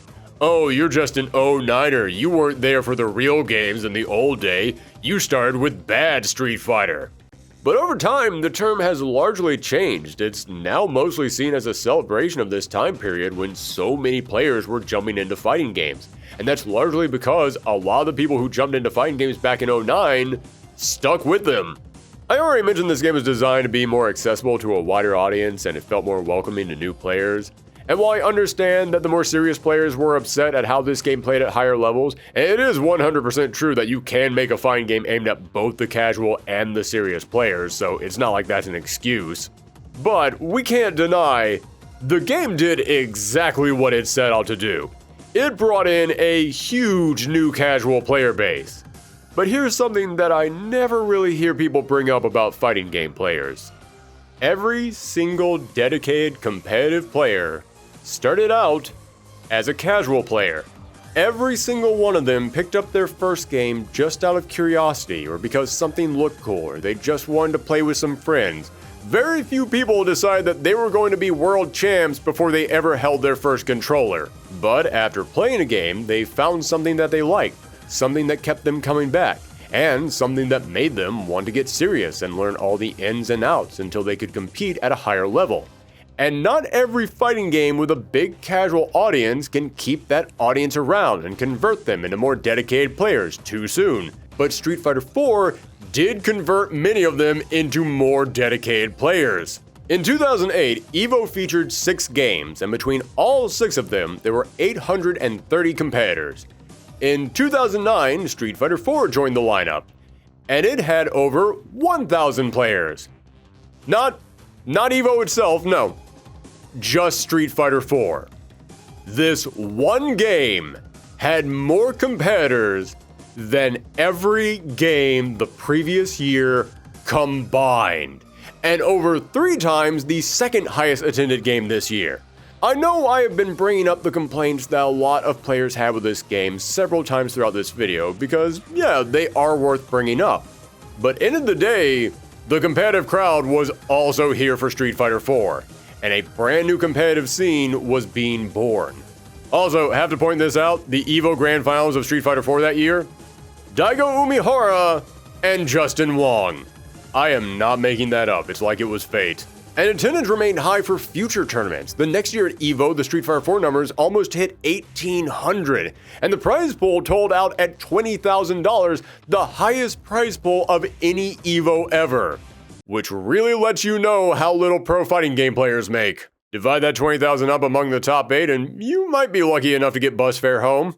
But there were 2 other major factors that were helping to fuel this competitive scene, and they're 2 of the most important elements of Street Fighter 4's success. First up, I said one of the things that defined the 2000s and quote-unquote the dark ages was the death of the arcades. For many people, the place where they went to play fighting games was now gone, and if you wanted to play against another person, you had to be lucky enough to have a dedicated fighting game scene around you, which many of us didn't. But Street Fighter 4 launched with online play, and as I said, this wasn't a brand new feature. Many fighting games had online play at this point. But Street Fighter 4 had the brilliant idea of, hey, what if it was good? And yes, Street Fighter 4 actually had good online. For the time. By today's standards, it's just passable at best. But in 2009, holy crap, we were living in the future with the Jetsons. It's the world of tomorrow, baby. In fact, ready to be shocked? When I was recording footage for this video, I decided, what the heck, let me show off the online menu, just to show everyone what it looks like. Only to discover there are still people playing the vanilla version of this game in 2024, and you know what? The connection was actually pretty good. Better than a lot of modern day fighting games. And I mentioned that now my local game stores were holding tournaments and they had fight nights. But if you still lived in a place where that wasn't a thing, or if you just didn't feel like going to play people in person, you no longer had to worry about that. And I tell you, I couldn't believe this. Being able to just turn on my console and suddenly I had matches anytime I wanted, it was like the arcade was brought into my living room. And this is a big reason why Street Fighter 4 fueled a brand new competitive scene. It took all those casual players who bought the game just to go through arcade mode, and now they had this shiny new online mode, getting them interested in fighting other people. And it took the more serious players, and they no longer had to go somewhere to test themselves. They could just train at home any time of the day. The online scene for this game became huge, and from this moment on, online was mandatory in your fighting game. This now became the place to find matches, and how good or bad your game was would be heavily impacted by how good your online was. But that leads me into the second reason why such a strong competitive scene arose around Street Fighter 4, and another reason why so many casual players started getting more heavily invested in the FGC. The internet was important to Street Fighter 4 not just because it allowed people to play the game online, it also allowed them to talk about the game online. And I don't just mean that you could go on fighting game message boards, no, that existed all throughout the 2000s. But at the end of the decade, something was changing in the video game world. Websites like YouTube and Twitch were allowing players to post videos of their gameplay or stream them live. And this was when you started to see the rise of video game content creators, and that extended into the fighting game community. So many fighting game players were jumping on these new formats to post their matches or to talk about how the game played, and with Street Fighter 4 being a big new game, it became the face of fighting game content creators at this time. Throughout the 2010s, we would see so many huge personalities pop up who wouldn't just appeal to the diehard crowds and the more niche fighters, but also to the wider, more casual audience. And the fighting game community and the term FGC all existed before 2009, it wasn't anything new, but a lot of these big names did help to bring that community closer together. and having places to go where you could see some matches being uploaded left and right and seeing people talk about these games more openly and not on some message board that you had to go digging for, it helped these communities to expand. Admittedly, this is not a Street Fighter 4 thing. No, I'm not giving Street Fighter 4 credit for this. It's just me pointing out how this changing atmosphere for fighting games helped to spread the word of the genre. But the fact that a whole lot of new players were going online and typing in Street Fighter 4 and suddenly they were seeing tons of gameplay footage and people were talking about their matches, yeah, it definitely helped this game to grow. So casual audiences were exploding, the pro scene had brand new life being breathed into it, the online scene was being revolutionized, and Capcom was raking in all the money, and this inspired them to start looking into other fighting games. As they were working on Street Fighter 4, the animation studio Tatsunoko reached out to Capcom wanting them to make a brand new game for them, leading to Tatsunoko vs. Capcom, which was going to stay locked in Japan like several other Capcom fighting games throughout the 2000s.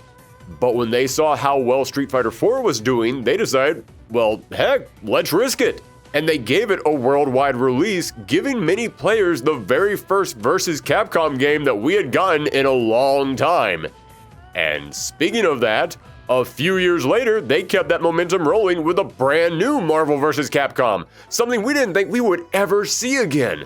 But when Marvel saw how well Street Fighter 4 was doing, they decided, you know what, maybe we should team up with those guys once again. But perhaps the best example of Capcom once again having faith in their fighting games was that in direct response to Street Fighter 4, in response to this new surge of players wanting to jump back into the series and see what they had been missing, they released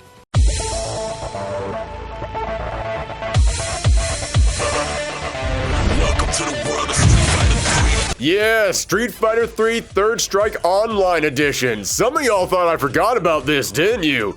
This was a brand new port of the game from Iron Galaxy, available for the very first time worldwide on a console that people actually owned. It's still not a 100% perfect port of the arcade version, but it's easily the best version to buy. It includes a graphical update, in-game achievements, shockingly good online, and it even has an in-game challenge where you can attempt the legendary Daigo parry. For a Third Strike fan, this was a treat, and for Street Fighter fans in general, this was a sign that Capcom was accepting their entire history now. And all this success started spilling over into other games because remember, I said that during the 2000s it wasn't just Capcom. So many developers were lacking faith in the 2D fighting game genre, especially in the Western market.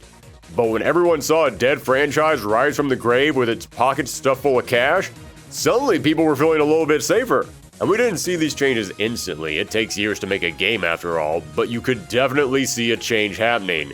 At least in the West. Again, I will fully admit I am mostly talking about this from a North American standpoint, but as I said, many Asian developers were nervous about porting their games to the rest of the world because they just didn't think they would sell.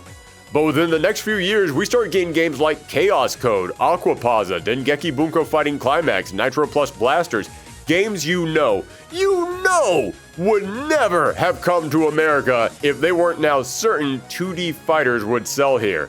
Arcana Hearts was one of the few 2D fighters to put out a physical release in North America during the 2000s. Arcana Hearts 2, on the other hand, would never leave Japan because of how poorly the first game sold. But for Arcana Hearts 3, they peeked their head out and said, wait, hold up, you guys are buying 2D fighters again? And they released it not only in the West, they even put it on the Xbox 360. And nothing says, we think our game will sell to a Western audience like an Xbox 360 port. But hey, to be fair, it wasn't just Street Fighter getting this message across. BlazBlue released just a few months after Street Fighter 4 and it sold 1 million copies, immensely better than any other Arc System Works game before it. So that also helped tell developers that it was safe. However, listen, I love BlazBlue. We did a whole retrospective on it. It's a great series. But Guilty Gear at this time wasn't even cracking 100,000 copies with its sales. Then Street Fighter 4 got everyone excited for 2D fighters, and a few months later BlazBlue came out and it sold 1 million copies. I'm not trying to take anything away from BlazBlue, but that's a lot of smoke for there to be no fire. I remember going into my local game store after BlazBlue came out, and the guy behind the counter literally said to me, "Hey, you like Street Fighter, right? Have you checked out BlazBlue?" Street Fighter 4 being used as the gateway game to sell 2D fighters to a wider, brand new audience was definitely a thing that was happening back then. Heck, other Western developers were even taking notice of this. Ed Boon, the head of Mortal Kombat, told Game Informer in 2022 that they already had plans to return to 2D before Street Fighter 4 was announced, but the game still left an impact on them. Quote, "We saw Street Fighter 4 come out, and for us, it just confirmed our instinct or our suspicion that this was the way to go. Street Fighter 4 was great and it did well, and so that really just energized us like, yeah, this is the way to go, with going back to a 2D fighting plane, but the graphics were still 3D. So, Street Fighter was back, it was bringing in a huge new audience, the competitive crowd was exploding, studios were all in on 2D fighters again, Keiji Inafune was still years away from tanking the entire company, everyone was winning. It was a brand new day for Street Fighter, an era of infinite possibilities was ahead of them. So of course Capcom was going to pull a Capcom and just start releasing brand new versions of it left, right, and center. Aw yeah, Street Fighter's back, baby!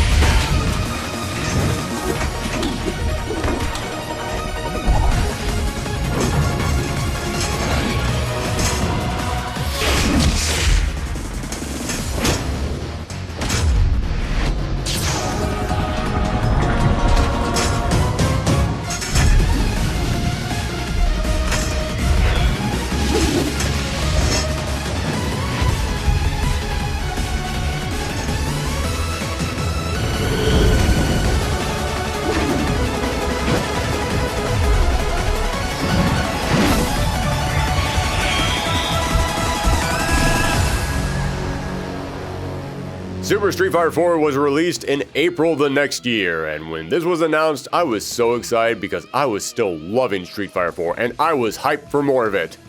Although I did have one big question. Why was this a new release? In 2010, DLC in video games was not what it is today, it was still a fairly new concept. But it was prominent enough that we knew, yeah, you can just sell us brand new characters. Why do I have to buy a brand new physical copy of this?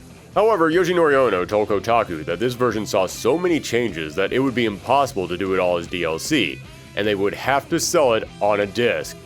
However, the game would be sold at a reduced price of $40, and considering how much this game added, it wasn't that bad. Although while researching for this video, I did find an interview with Ono with Sokonera before Street Fighter 4 came out, and they asked him about potential DLC, and he said, quote, "We want to avoid doing that. The reason is pretty simple. It's like someone playing chess, but selling them the bishop separately. So one guy would be without a bishop, and one guy would have one. For the sake of the balance of the game, we would like everyone to be on disc." So maybe he just wanted one simple way to package all the new characters together because back then they wanted everyone to feel like they were fighting on the same level, which tells you just how much fighting game DLC has changed over the years. Oh, what's that? You want players to all feel like they have the same resources and they're all equal? What are you, nuts? If we do that, then how are we supposed to scare audiences into buying new characters and season passes for fear of being left behind? It was a very different time back then. But there was another quote from Ono that stood out to me specifically about Super Street Fighter 4. In April, as the game was coming out, he did an interview with the official Xbox magazine, and they asked him if they would continue making new versions of Street Fighter or if Ono wanted to move on to a new game. Ono replied, quote, "I have no intentions of carrying on Street Fighter 4 into Hyper Street Fighter 4 or Ultra Street Fighter 4, because I'm aware of the mistakes Capcom has made in the past. So, what we would like to do instead is to broaden the appeal, because if we go into Hyper Street Fighter 4 or Ultra Street Fighter 4, we'd be narrowing the appeal to the top hardcore players, as we have seen with Street Fighter 3 Third Strike. So, whether it would be a different IP or another Street Fighter, we'd like to keep options open. But in terms of Street Fighter 4, this is definitive. Oh, you could leave a jug of milk out in the sun and it wouldn't age as poorly as that quote. Although I will say, if you know anything about Ono's time at Capcom, he was really trying to push another fighting game revival at this time that Inafune kept shooting down, so maybe he really did plan on this game being the end so that way he could move on to something else. But then Inafune saw how much money Street Fighter kept bringing in, so they locked him to his desk and told him to keep working on it. But let's talk about this new version. The most obvious change was a flood of new characters, 10 in total. There was DJ and T-Hawk filling out the complete Street Fighter 2 cast. Both of them were meant to be in the original home release of Street Fighter 4, but they were cut due to a lack of time and resources. Adon returned from Street Fighter Alpha, who thought Sagat had gone soft and wanted revenge. Cody and Guy returned because Yoshinori Ono was a massive Final Fight fan. Then there was one big complaint that a lot of fans had about the original Street Fighter 4 roster. Where were all the Street Fighter 3 characters? I mean, we knew this game was set before that one, but couldn't we get a handful of them in here? Well, now that Street Fighter 4 had been so successful that Capcom was sure the mere mention of Street Fighter 3 wouldn't cause the company to collapse, they add Makoto, Ibuki, and Dudley. Most of them are exactly where they were before Street Fighter 3 though, so no new development. Makoto is still trying to repair her family's dojo, Ibuki is trying to learn to be a ninja, and Dudley is wondering where his car went. Which, considering this was years before Gil appeared, it implies he's just a really irresponsible driver. But then there were two new additions. First up from Turkey is Hakan. He's a Turkish oil wrestler who owns a very successful cooking oil company. He's also got like 20 kids, which often appear in his promotional art. Hakan might be one of the weirdest characters this series has ever produced, and considering this game has characters like Blanca and Necro, that's saying something. His moveset largely consists of oiling himself up, so either he goes sliding or you do, which leads into some of the craziest supers in the entire franchise.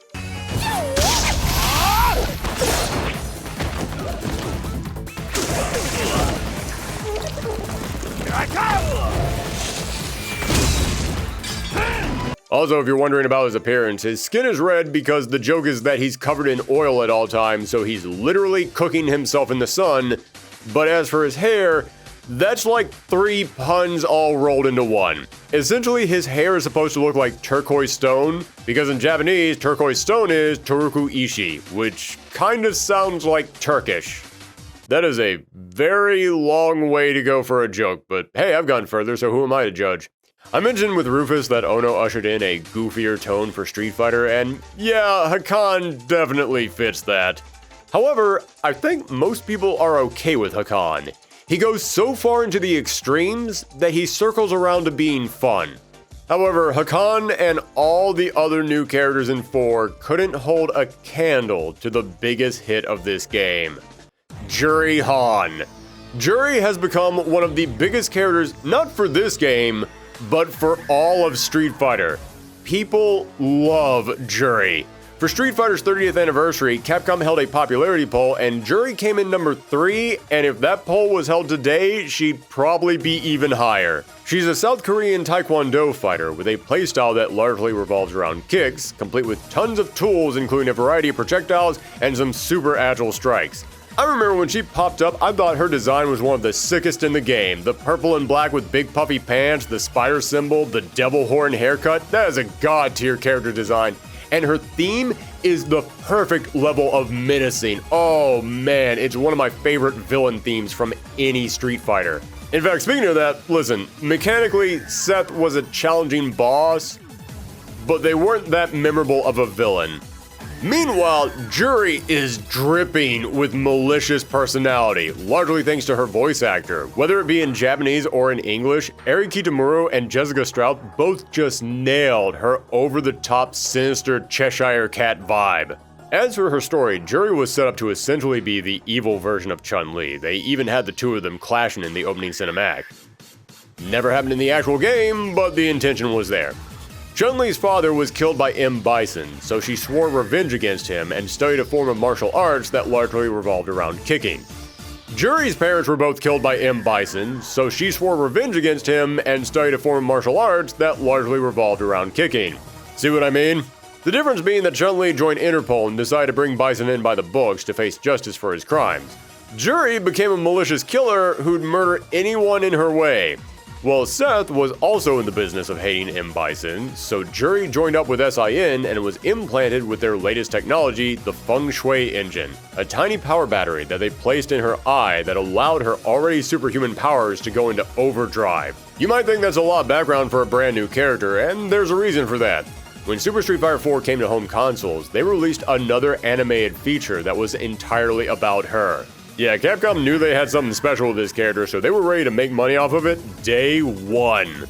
Now, when it came to the returning characters, each of them got brand new intros and endings for arcade mode, although almost all of them are exactly the same, just showing a few moments after what we got in the last game. Only one that I find to be really interesting is Rose's ending, because we now get to see that after Bison attacked her, she gets woken up by Guy, which is a nice callback to how the two of them kinda had a connection in the alpha games. And I do dig seeing Sagat settling into his more peaceful life. But other than that, yeah, there's nothing that special here. Also, while they're not a character, it is worth pointing out that Super Street Fighter 4 replaced the announcer from the last game with Iron Taker himself, Jameson Price. And this is easily one of my top 5 favorite fighting game announcers. He goes in hard with these lines. It's survival of the fittest on a global scale. Who among the challengers will make it to the top? We're in for an incredible fight. Which one of these two will walk away a champion? It's the battle of the century. Fight! I love the explosive energy that he brought to this game. I need an alarm clock with this guy on because there's no way you're staying in bed if you hear this. Wake up! But let's talk about the big question for this new installment. How would the gameplay change? Typically, when Street Fighter moves from one version of the game to another, there is a significant shift. Alpha 1 to Alpha 2 was like a brand new game. Double Impact fixed a ton of the issues with New Generation. So, what would Super change? Not a lot. The game did receive a balance patch, which was needed. The original release did have some pretty busted characters. Bonus stages were put into the arcade mode, an online team battle was added, and the flashiest addition was that each character now had 2 ultra combos.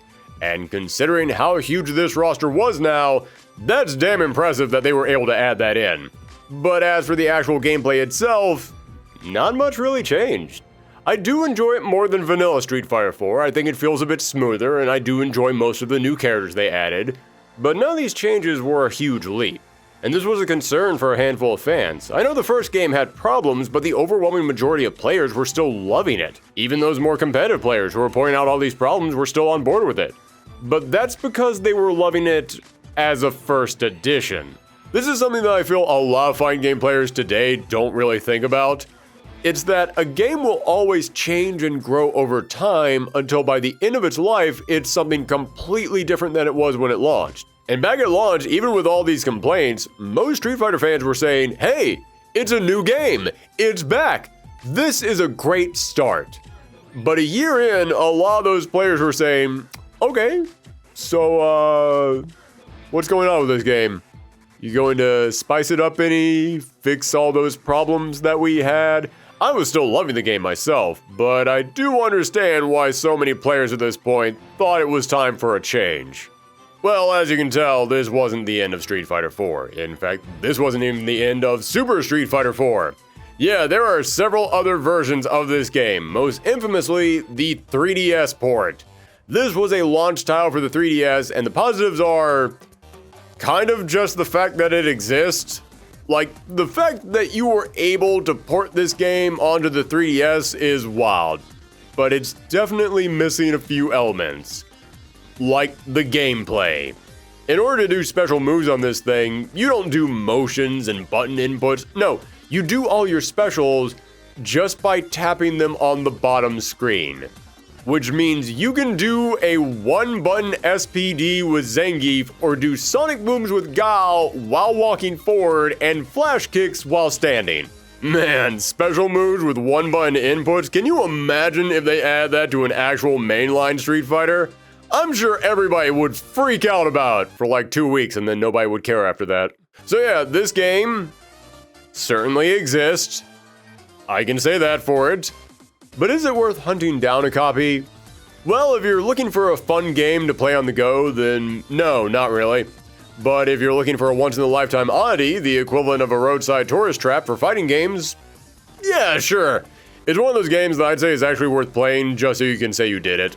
But for a more proper spin-off of the game, in December of 2010, they launched an arcade version of Super Street Fighter 4, appropriately titled Arcade Edition. This version of the game would be released as DLC and as a physical copy for home consoles in June of the next year. Again, when it came to the gameplay, nothing really changed other than another balance patch, although in 2012 the game would receive a much more significant patch, and that one was worth mentioning. And the game added 4 new characters. Yun and Yang from Street Fighter 3 were added to the roster, and appropriately enough, Yun was once again massively busted. Also, just a quick side note here, a lot of people think that the Street Fighter 3 characters aren't canon in this game because the timeline doesn't match up, and I mean, they kind of have a point. The game takes place about 4 or 5 years before Street Fighter 3, meaning these are the tallest 12-year-olds you'll ever see outside of JoJo's Bizarre Adventure. Also, none of the Street Fighter 3 characters' arcade endings show them going up against Seth, so I don't know, maybe there is some truth to this theory, I just felt it was worth mentioning. But there were 2 more additions to the roster. First up, Evil Ryu. That's right, Ryu is still struggling with a Satsui no Hado, and after all these years, its dark influence was growing. He's now got fangs, glowing eyes, dark energy erupting off of him, and a crater in his chest. This hole in his chest is never fully explained, but it's implied it was given to him by Akuma. Or more accurately, from the other new character, Oni. This is essentially Akuma if he were to become one with the Satsui no Hado, removing the last remaining ties of humanity that he has to this world and becoming a true demon. Now this character definitely isn't canon, however it is hinted in his victory quotes that this is a vision of things to come for Akuma, that this is what he will eventually turn into in the future. But canon or not, Oni and Evil Ryu were some of the best additions to this game. They were incredibly fun to play, and if you were a Street Fighter fan, it'd be hard not to get excited over something like Super Saiyan Akuma. So that was Super Street Fighter 4 Arcade Edition. Some fans were a little disappointed that the game didn't get a more significant update, but Oni and Evil Ryu and Yun were giving them plenty to enjoy. These 3 characters felt like they were from a completely different game. They were so much smoother and quicker than the rest of the cast. I remember hearing a lot of players saying this is what they wanted from a Street Fighter game. But that was it.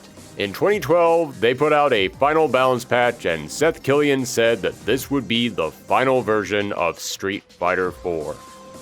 Which means there were 2 liars working on this game, because this was totally not the final version of Street Fighter 4. No, the final version of the game would be Ultra Street Fighter 4, released in 2014. Yes, the final version of this game was literally called the exact same thing that Ono said he didn't want to make. Although, that's a bit odd. The other versions of Street Fighter 4 were all coming out back to back. So now there was a significant gap between these versions. What caused such a long delay? Well, I'll tell you what. In order to figure that out, let's take a little break from Street Fighter 4. In each of these retrospectives, I always cover the spin-offs as well, and while Street Fighter doesn't have a ton to cover, we should give them a quick rundown.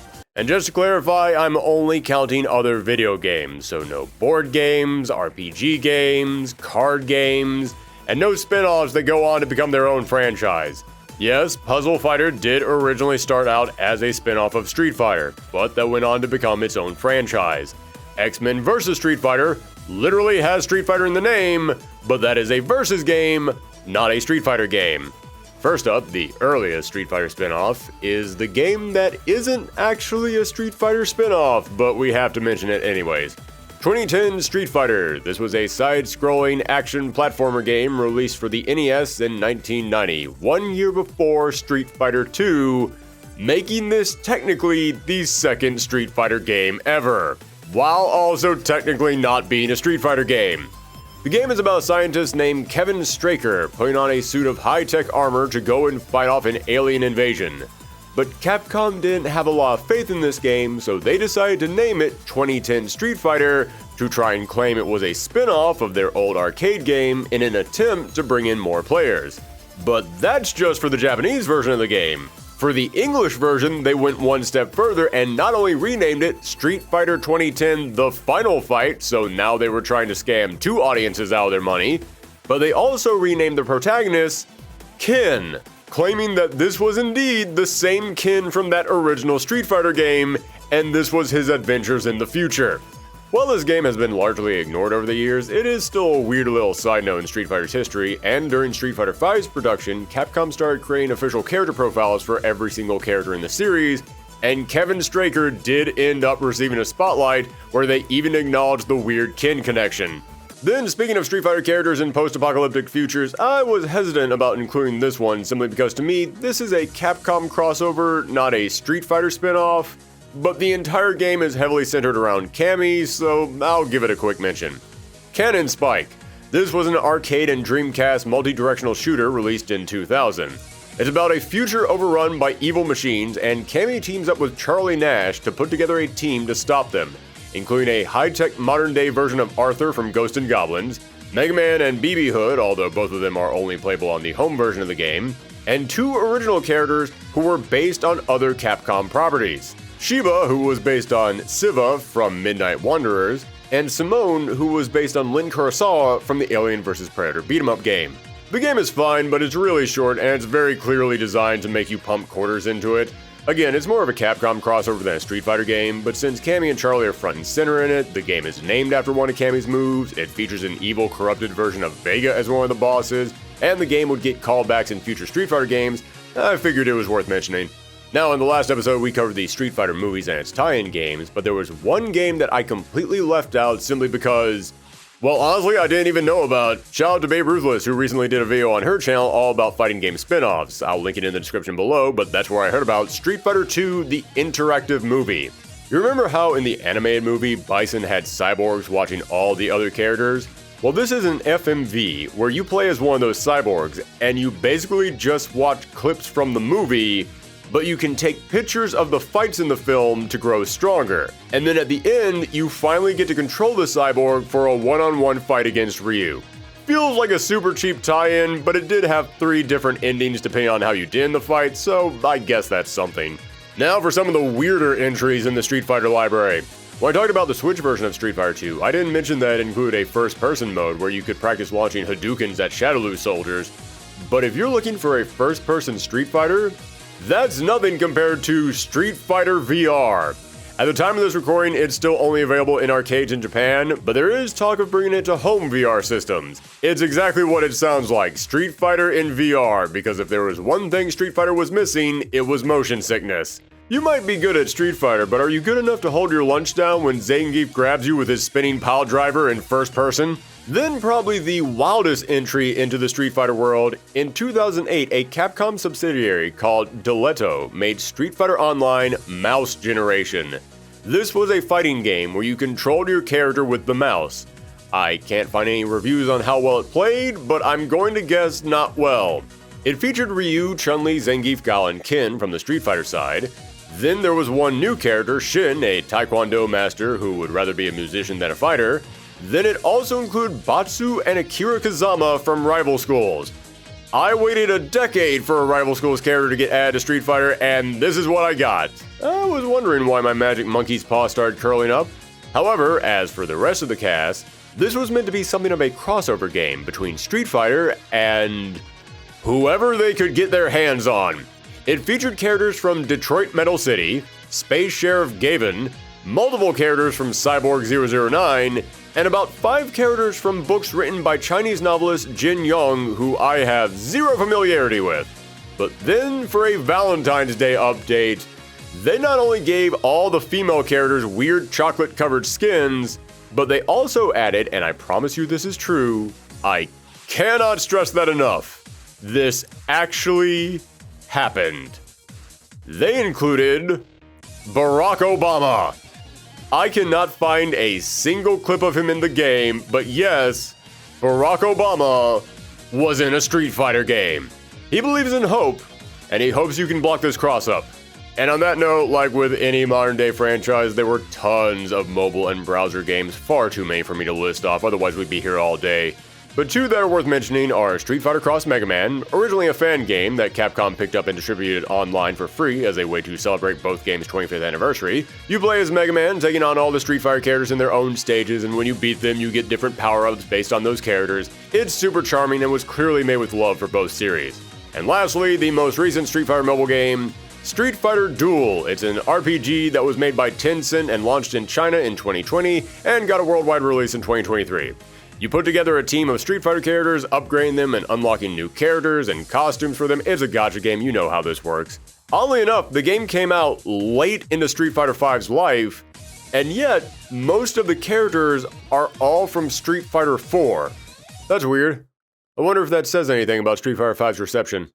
Well, we'll have to wait until the next episode to see that, because now it's time for the final spin-off that we're going to talk about today, and the reason why I wanted to cover these spin-offs before moving into Ultra Street Fighter 4.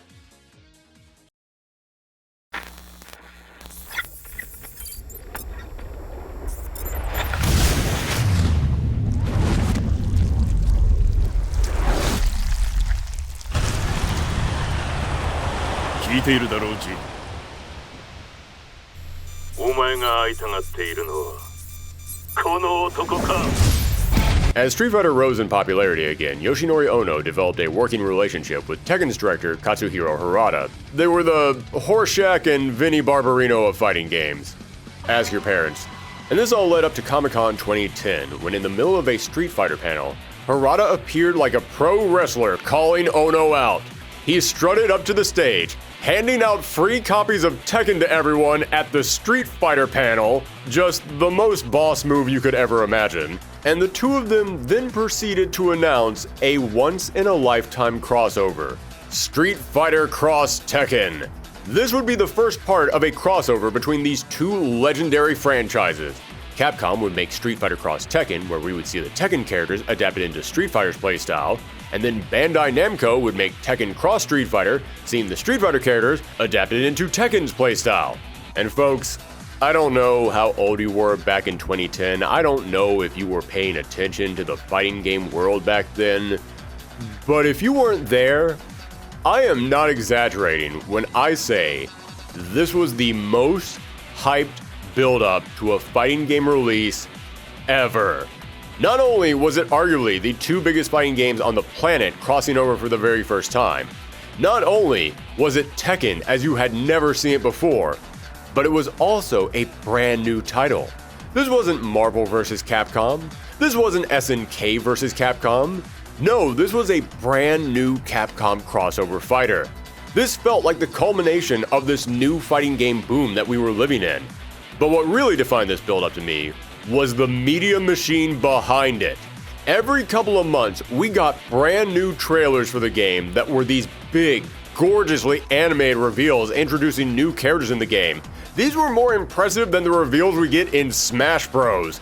They had these amazing fight sequences, great moments for fans of the series, and license tracks that are guaranteed to get stuck in your head. I downloaded each of these songs and listened to them on repeat for like months before this game came out.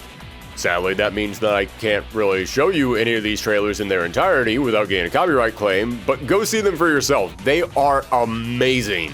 So, you've got the two biggest fighting games out there, going head-to-head at the height of a new fighting game boom, with an amazing ad campaign all leading up to it. How could this go wrong? Well, it wasn't easy, but somehow Capcom found a way! Okay, before we get into the problems with this game, let's talk about the setup. The premise is some mysterious cube called Pandora has crash-landed in Antarctica and it's giving people strange powers. And if you're wondering what created Pandora, well, according to the comic that the collector's edition came with, it was Ingrid. Yeah, remember Ingrid from Street Fighter Alpha and from Capcom Fight Evolution, which is coming up way more in this video than I expected it to? Well, I mentioned in the previous episode that Capcom was trying to establish some kind of a lore around this character where she was going to be the god of Capcom, so this was all her doing. This is also probably the last time we've ever seen Ingrid, so that lets you know about how well these plans went. So now you've got Tekken and Street Fighter characters racing to the frozen battleground to be the first one to snatch up the prize.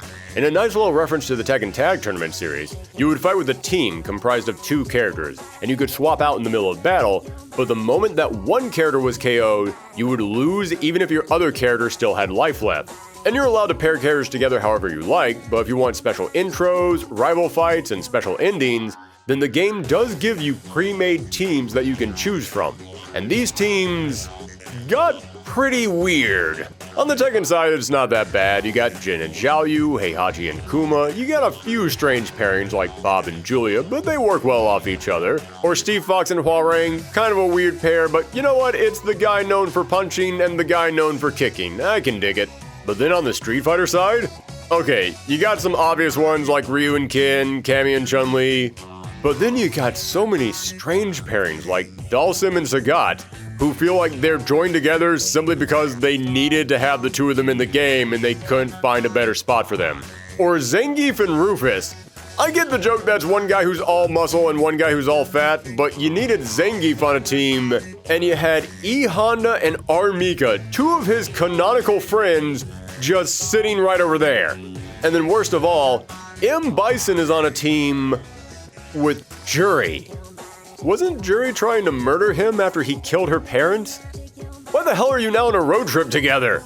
That must have been an awkward car ride. And as you can tell, most of these characters are from Street Fighter 4, but there were a few unique additions.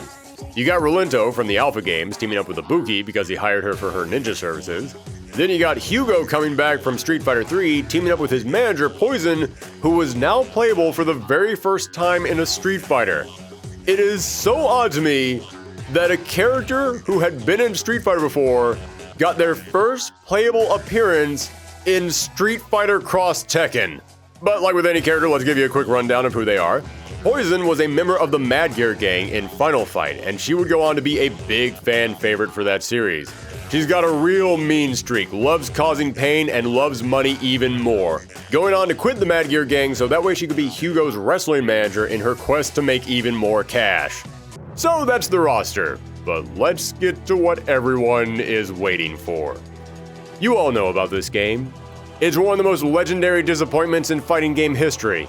Not bad, no, the game isn't bad, but it's not great, it's just okay. But the things that keep it from being great are astonishing. This is not one of those situations where, yeah, the game just feels bland, the basic combat is kind of average. No, the basic stuff is really good. But on top of that basic stuff is a mountain of eldritch horrors the likes of which the video game industry had never seen. For starters, the game has its own unique mechanics, which is great. All fighting games should have their own unique mechanics. But then there are more mechanics. And more. And more. I honestly forgot half of all the stuff in this game until I started writing this script. Just look at this. Just look at all of this and tell me you remembered it all. You've got launchers, which can send your opponent into the air and then allow your teammate to swap in for you. Then the cross rush, which is a chain combo that ends with your teammate swapping in. Then the supercharge, which allows you to charge up an attack, kind of like the focus attack, but if you charge it up all the way, then it will instantly turn into a super move for free. You've got EX moves, you've got cross cancels, which are like alpha counters, a switch cancel that can bring in a teammate during the middle of a combo, but not the cross rush combo. No, that's a totally different kind of combo swap. Then speaking of combos, there's an insta combo where you can just register a combo before the game begins and then hit 2 buttons and spend some of your meter to just instantly do it. And then you've got your standard super move that takes 2 bars of meter, but then if you spend 3 bars of meter, you can do a super where you tag in your partner. And then there's the cross assault where both players come in and start fighting the opponent all at once. This felt overwhelming for a lot of players, and don't get me wrong, I enjoy a game with a lot of different mechanics because it gives tons of variety to the gameplay, but let's be real, several of these mechanics aren't necessary and you're probably never ever going to use them in the actual match. But even though this felt excessive, at least those mechanics worked. At least you could play the game with them. There were 2 other mechanics that became some of the most hated mechanics in any modern-day fighting game. First up, Pandora. Yes, the big MacGuffin you're all chasing is a mechanic in the game, and everyone hated it. When one character's life bar gets below 25%, you can press down, down, and medium punch and medium kick. Then you will instantly KO that character and swap in your other character and give them a full bar of meter. At least for the next 10 seconds. What happens after 10 seconds? You lose! You get nothing! Good day, sir! Yeah, I'm not kidding. If you activate Pandora, you get a full bar of meter that you can use, but you have to win the game in 10 seconds, otherwise you lose. That in no way seems worth it. To beat the opponent in 10 seconds, you have to have both of their characters already fairly low on life. So why would you wager the entire match on something when you're already about to win anyways? It is such a huge gamble, and if your opponent knows you're about to lose anyway, they don't even have to fight you. They can just play keep away for 10 seconds and then they win. Even in the demonstration trailer where they explain what Pandora is, the character that activates it still loses. Activating Pandora is not a strategy you use to win. Activating Pandora is a gamble you do for bragging rights. But worst of all, did you hear that activation? You hit both mediums, which you have to do anyway for several other abilities, and press down twice. Something you're likely to do within the course of the match anyways. It is so easy to hit the instant death button even if you know what you're doing. And if you don't know what you're doing, if you're just hanging out with your friends and you've never really tried this game, so you decide, you know what, I'm just gonna check this thing out, I'm just casually hitting some buttons, seeing what happens. Well, sure, normally that's going to put you at a disadvantage in a fighting game, but it's not going to put you at the I just KO'd myself disadvantage. Every time that I saw a player accidentally activate Pandora mode, you could just feel the entire room losing interest in the game. But that wasn't the worst mechanic. Let's talk about gyms. So before the game began, you could pick 3 gyms, each of which could alter your character in some slight ways. The idea behind this was that you could have 2 players pick the exact same team, but they would play in completely different ways. Hey, that actually sounds great. I've always said one of the best things about fighting games is expression. It's being able to play the game in a way that shows your own personality. And this sounds like something that would lean into that. But 2 things about that. 1, there were so many gyms to choose from that eventually they were banned from tournaments because it just took too long for players to pick them.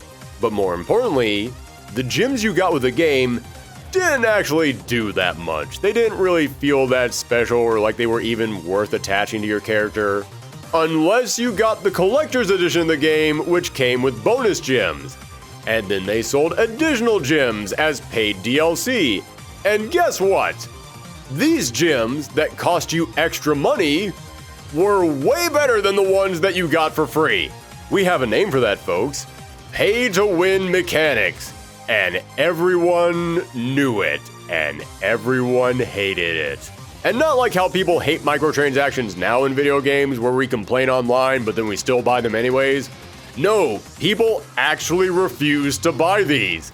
These were a massive flop for Capcom, which was bad news for them because, well, to say this game was expensive would be an understatement. This game had to make enough money not just to cover the cost of production, but also enough to give Bandai Namco a cut. And hey, remember how I talked about those incredible hype trailers for this game? Yeah, hype trailers don't grow on trees. Those things were super expensive for Capcom, so they already went into this game with a huge hole in their pocket that they had to fill. And sadly, the gyms weren't the only scheme Capcom had to make this money back. If you play this game on an Xbox or Steam, then you got Street Fighter Cross Tekken. But if you played it on a PlayStation, then you got Street Fighter Cross Tekken Cross PlayStation All-Stars. 5. Not 1, not 2, not 3, not 4, but 5 characters were exclusive to the PlayStation version. Pac-Man riding around in a Mokujin mech, Bad Box Art Mega Man, Sony's 2 Japanese mascots, Toro and Kuro, and Cole McGrath from Infamous, which I assure you was a way bigger deal back in 2012. Capcom did this because the game was costing so much that they needed help. So Sony told them that if they include some exclusives, they would foot some of the bill. And hey, I can understand being tempted by this, but don't you think anyone with an Xbox 360, which at the time was the higher selling console, might look at this and not want to buy the game now, feeling like they were being ripped off, or maybe feeling like if they waited long enough, a special edition of the game would be released with all of these exclusive characters. Anyone without a PlayStation was mad at this. And so were Mega Man fans. You see, when Bad Box Art Mega Man got added to this game, Mega Man was going through a resurgence. He had like 3 different games in the works, so Capcom thought, hey, those are all serious. Let's throw in one goofy Mega Man joke, just as part of this big mega celebration that's going on. Then Capcom proceeded to cancel every single one of those other Mega Man projects, except for the one that was making fun of Mega Man.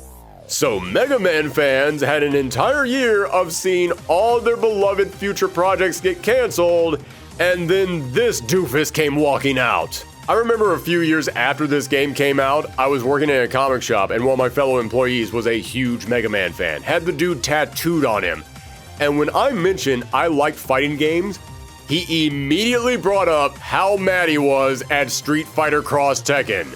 So believe me, the Mega fans were mega pissed. And I haven't even brought up the problems with how the game was balanced. Characters didn't do enough damage to each other and they healed back too much life when they were swapped out. You combine those 2 things together and it resulted in so many matches ending in time over. Although, I will say, the game did get some support that helped it to stick around with the more serious players. It received a massive balance update that made the game far more fun. In fact, I'll admit, I stopped playing this game after about a month, and that was largely because, all those reasons that I listed before left a really bad taste in my mouth. But I wasn't enjoying the combat too much all on its own. But for this video, I returned to it for the very first time in years, and I was shocked to find it feels so much better than I remember, and it's actually pretty fun. That update really did wonders for the gameplay. In fact, if you want to get more in depth with this game and know more about this update, check out Stumblebee's video on the topic. I'll link it in the description below. It's really detailed stuff, and it actually got me interested in returning this game, even if I didn't have to for this video. However, no balance update could possibly save this game from the worst hit it took. Hell, this might be the worst hit any fighting game has ever taken. A few days before the game came out, some Xbox players managed to get their hands on an early copy of it. They then hacked the game and found 12 DLC characters on the disc. And I don't mean they found their names listed in some files. I don't mean they found a mock-up roster sheet and there were 12 blank spots in there that just said future character goes here. No, I mean on the disc were all 12 characters fully playable, ready to go, and I don't think a thesaurus has enough words to sum up how mad people were at this. Folks, these days I know that players have been beaten down to the point where we know a game will release with DLC. We know that as soon as a game comes out, it's already got future DLC ready and in the can. But I want to take you back to 2012. Back then, the concept of DLC was still fairly new, and most fans, especially fighting game fans, had this crazy idea in their head that whatever the developers had finished by the time the game came out was in the game. And the reason you paid additional money for DLC was because you were paying for additional work. You paid the initial cost for what they made for the initial game, and then you paid extra money for the extra work they did after they finished the game. And call it naive all you want, but that's how almost everyone thought of DLC back then. So imagine how everyone felt when they learned that there wasn't 1 or 2 or 3 characters on the disc locked behind a paywall, but 12. 2 of whom were in the freaking trailers for the game. Cody and Guy were in the second trailer for this game, but you had to pay extra for them. They literally used the characters who you could not play as in the initial game to advertise the initial game. And you want to know the biggest irony of all this? Not including the PlayStation exclusive characters, this game launched with 38 fighters. That's a damn good sized roster. If there was no on-disc DLC, people would have been applauding how big and rich this roster was. This is a roster easily worth the price of the game. But the moment you show players, oh, by the way, a fourth of this cast is totally ready for you to play as, but you have to give us more money for them, then none of that roster mattered anymore. Those 12 characters were all anyone could talk about. And I'd like to remind you, this story didn't break after it launched. No, it broke a few days before the game came out. And believe me, reading through these stories, you could practically hear people canceling their pre-orders. The pushback on this was so great, not only did it change the way Capcom would handle DLC, It changed how most companies and most audiences even thought about DLC. Nobody wanted to try on-disc DLC after this, they knew they would be fried for it. And audiences just now expected crappy DLC practices after this. Listen, I know I've been recommending a lot of other videos for you guys to check out today, but in the out there 1 in a million chance you somehow haven't seen Matt McMuscle's What Happened video on Street Fighter Cross Tekken, go watch that video. Pause this video and watch that one right now. He interviewed someone who worked on Cross Tekken, and the story of how out of touch Capcom Japan was on this game is stunning. These DLC characters, including Elena from Street Fighter 3, who was brand new to this generation, were originally intended to release for the Vita port of the game, which was another part of the deal that they worked out with Sony. The Vita port of this game was going to launch 6 months after the initial release and would include these 12 extra characters, and would also include a short film that was all about the DLC characters joining the fight. Although, now that I say that out loud, I'm realizing that Sony gave Capcom some money to help them pay for this game, but in return, Capcom made 5 exclusive characters for the PS3, then they made 12 extra characters for the Vita port, then they made a fully animated movie about those 12 extra characters. How much money did Sony give them? Because I'm just doing the math in my head right now. Capcom might actually have spent more money on this Sony deal than Sony gave them. Guys, I'm beginning to think that Capcom might be irresponsible with its finances. So the Vita version was supposed to release 6 months later, and all the DLC characters would be released for the PS3 and the Xbox 360 at the same time that the Vita version dropped. But the pushback against this DLC was so bad, Capcom had to bump up its release, and they sold all 12 characters for only $20, which kinda makes me depressed about the state of DLC characters today in video games, but that's a whole other topic. And so, Street Fighter Cross Tekken, one of the most anticipated fighting games ever, released to immense anger, pushback, and disappointment. Capcom needed the game to sell 2 million units in its first quarter, but it only sold 1.4 million. That's 70%, a C-. Which, yeah, that kinda sums the game up pretty well. Things were so stressful at Capcom, and the developers had to put out so many fires that kept sprouting up around this game, that a few weeks after the game's release, Yoshinori Ono collapsed and was raced to the hospital suffering from exhaustion, with rumors circulating that he had died. And I remember when that happened, I remember I was online just looking up stories about what was going on at Capcom with Street Fighter Cross Tekken, and suddenly an article popped up that asked, was Yoshinori Ono still alive? Which was not the kind of article this game needed at that time. It's like every single possible thing that could have gone wrong with this game went wrong with it, and I can only imagine the turmoil that was going on behind the scenes because of the dumb decisions made by the higher-ups. And now, cut to 12 years later, and Katsuhiro Harada says Tekken Cross Street Fighter is still on their to-do list, but Do you remember? We had some homework. Homework? What about the homework? We had Tekken Cross. Get out! Get out! Get out! yeah, I wouldn't hold my breath. And you know the craziest part? Street Fighter Cross Tekken ends on a cliffhanger. Yeah, nobody ever brings this up, but each team has an ending. And in almost every single one of the endings, nothing gets accomplished. They either find Pandora and just leave it there, or there's some kind of a joke ending. But it's a Street Fighter game. If any team's ending was going to be canon, it would be Ryu's team. And in Ryu and Ken's ending, Ryu dies. I'm not kidding, he finds Pandora, it starts reacting, he gets sucked into it and is trapped, and Ken thinks he's dead. You know that was going to get carried into whatever Tekken Cross Street Fighter was supposed to be. But nope, we're just never getting an ending to that.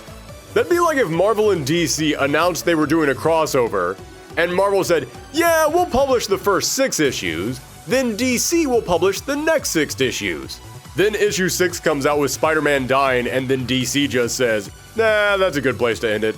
Although the one thing I'll say for Street Fighter Cross Tekken is that in the day and age where crossover games are few and far between, and when we do get them, the legal quagmires around them constantly get the games delisted almost immediately, it is wild to me that 12 years later, you can still buy this, and it goes on sale constantly, so yeah, screw it, give it a shot if you're curious.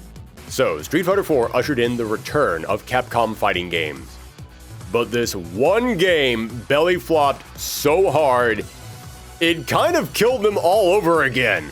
I've already talked about this in our Darkstalkers video, but Capcom suddenly realized they could now lose money on fighting games. And there is evidence to support that apparently multiple projects they had in the work suddenly got cut short, which might be why it took another 2 years before we saw our next and final update to Street Fighter 4, despite the fact that Capcom was fairly certain they were not going to make another version of the game.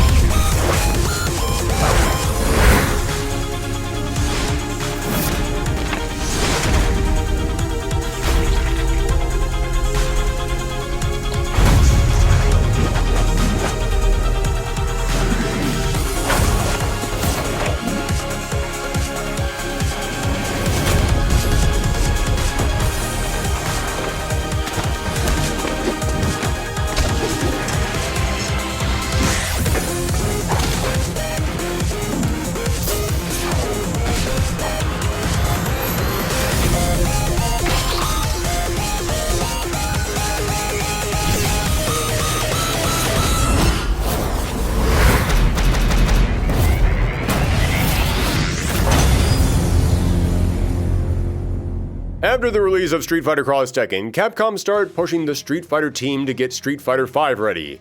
But they needed something to tide players over, and to try and make some money off the assets they still had lying around from Cross Tekken. So in 2014, Ultra Street Fighter 4 released. It included all the new characters from Cross Tekken, several of the stages from that game, and one brand new character, who did not get announced in the best possible way. The trailer for the final new character starts with a reference to Alpha 3, where Mika, a super popular character, jumps in to fight Bison. Only for Bison to say, yeah, no, it's not you. Then Retsu, a character from Street Fighter 1 appears. Might seem like an odd choice, but fans had actually been asking for him, and Bison then says it's not him either. Instead, the final character would be one of Bison's dolls, DeCapri. Okay, two things. One, Capcom, if you're going to announce a brand new character as the final character for the game, don't start the announcement by turning to the audience and saying, we know the characters you wanted, we're not doing that. It just automatically sets a bad tone for the reveal. Like, I'm open to eating new foods, but if I say I'm really in the mood for a cheeseburger, and then you bring a cheeseburger right up to my face before pulling it away, I'm going to instantly be less interested in whatever the new thing is you're about to give me. And secondly, I'm cool with the doll being included. Adding another Shadowloo agent helps to flesh that team out. But DeCapri, well, she plays like her own original character, mostly, but appearance-wise, that's just Cammy. Yeah, she looks exactly like Cammy. In fact, I even remember thinking, wait, so is this like a brainwashed version of Cammy? Like, is this the Killer Bee Cammy from the Alpha games? Is this one of those non-canon we're using a version of the character from the past games kind of thing? And there's a reason for that. I mentioned Cammy was an experiment by Shadowloo to try and clone M. Bison. Well, DeCapri was a failed prototype of that. So her appearance does resemble Cammy's, and she's struggling with her programming as Cammy is trying to find her and free her, as well as the other dolls who Cammy now sees as her sisters. So there might not have been many new characters, but unlike the previous versions of Street Fighter 4, mechanically, this game saw a massive overhaul. There was a brand new mechanic called Red Focus, which was a focus attack that you could cancel into and required 2 bars of meter, but in return, it had infinite armor, allowing you to even go through supers, instantly stunning the opponent. Then you now no longer had to choose which ultra move you wanted to take into the match, you could use both of them. And most importantly, in a reference to Hyper Street Fighter 2, you could choose any version of these characters to fight as. It let you choose between the vanilla Street Fighter 4 version, the Super Street Fighter 4 version, arcade version with the 2012 balance update, and the new Ultra version of the characters. So if a character was massively broken in an earlier version of the game, but then they got nerfed in a later patch, you can now play as that original busted version, and play against another character who might have been weak in the early games, but got super buffs in a later version. But most importantly, in winter of 2014, there was an additional download for the game that added yet another version of the characters, Omega versions. This wasn't a mere rebalance, characters got brand new moves and combos, it was practically a brand new version of the game.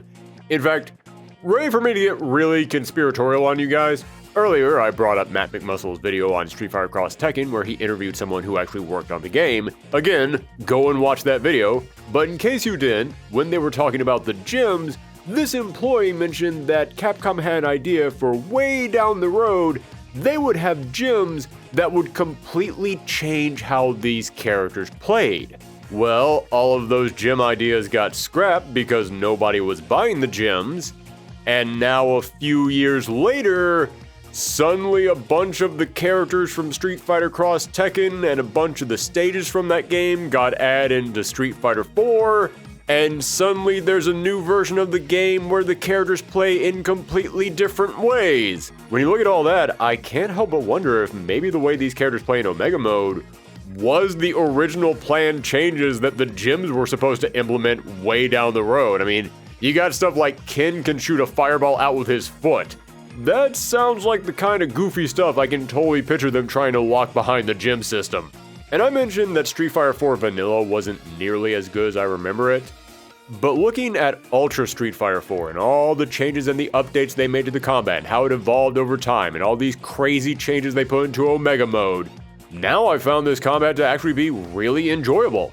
And when you consider the massive size of this roster, it made this one of the most varied and diverse Street Fighters ever. However, it still had problems, and these new problems were a whole new ballpark.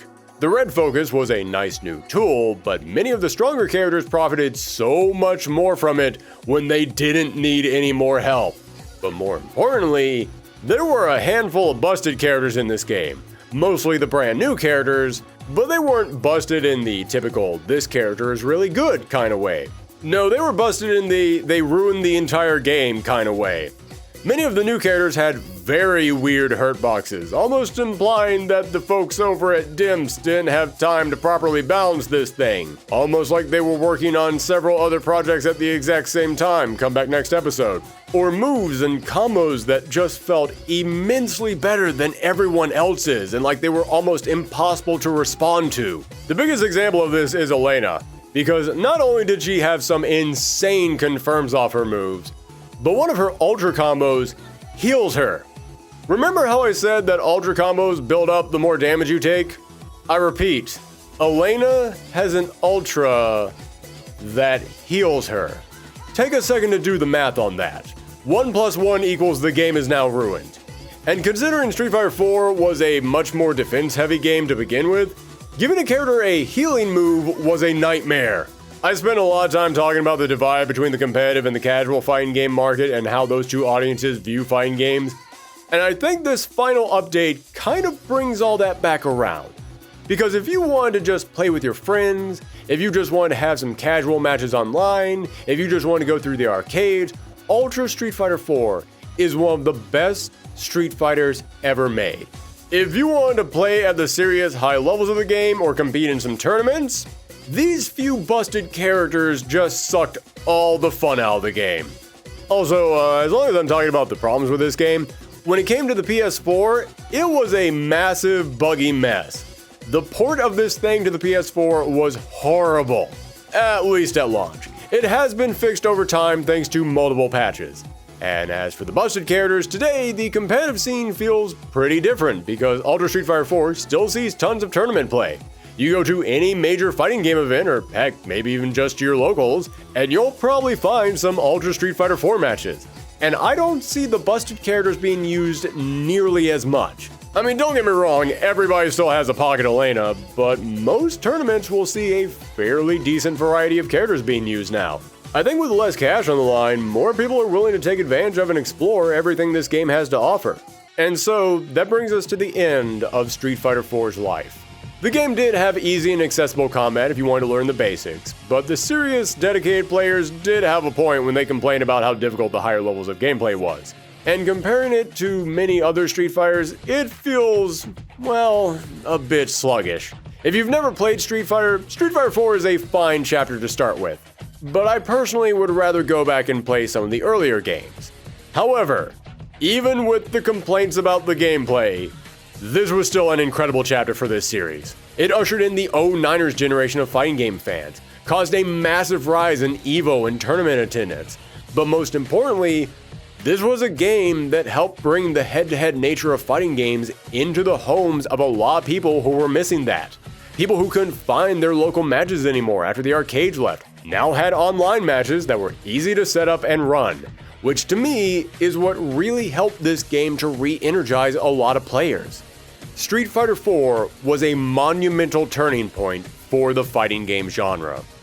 Street Fighter Cross Tekken, on the other hand, would go on to pretty much be the anti-Street Fighter 4 for Capcom. Every other developer out there was now all excited for fighting games. And yet Capcom, after seeing Cross Tekken's results, suddenly lost faith in the genre all over again. And considering that Capcom was already suffering from a few other unfortunate financial decisions at the time, this was another hit for the company. So despite Street Fighter 4 being such a huge success, everything else around Street Fighter 4 was still putting Capcom and their fighting games in trouble. But all of that could be turned around with Street Fighter 5. This could be another game that would build Capcom up all over again. So did it?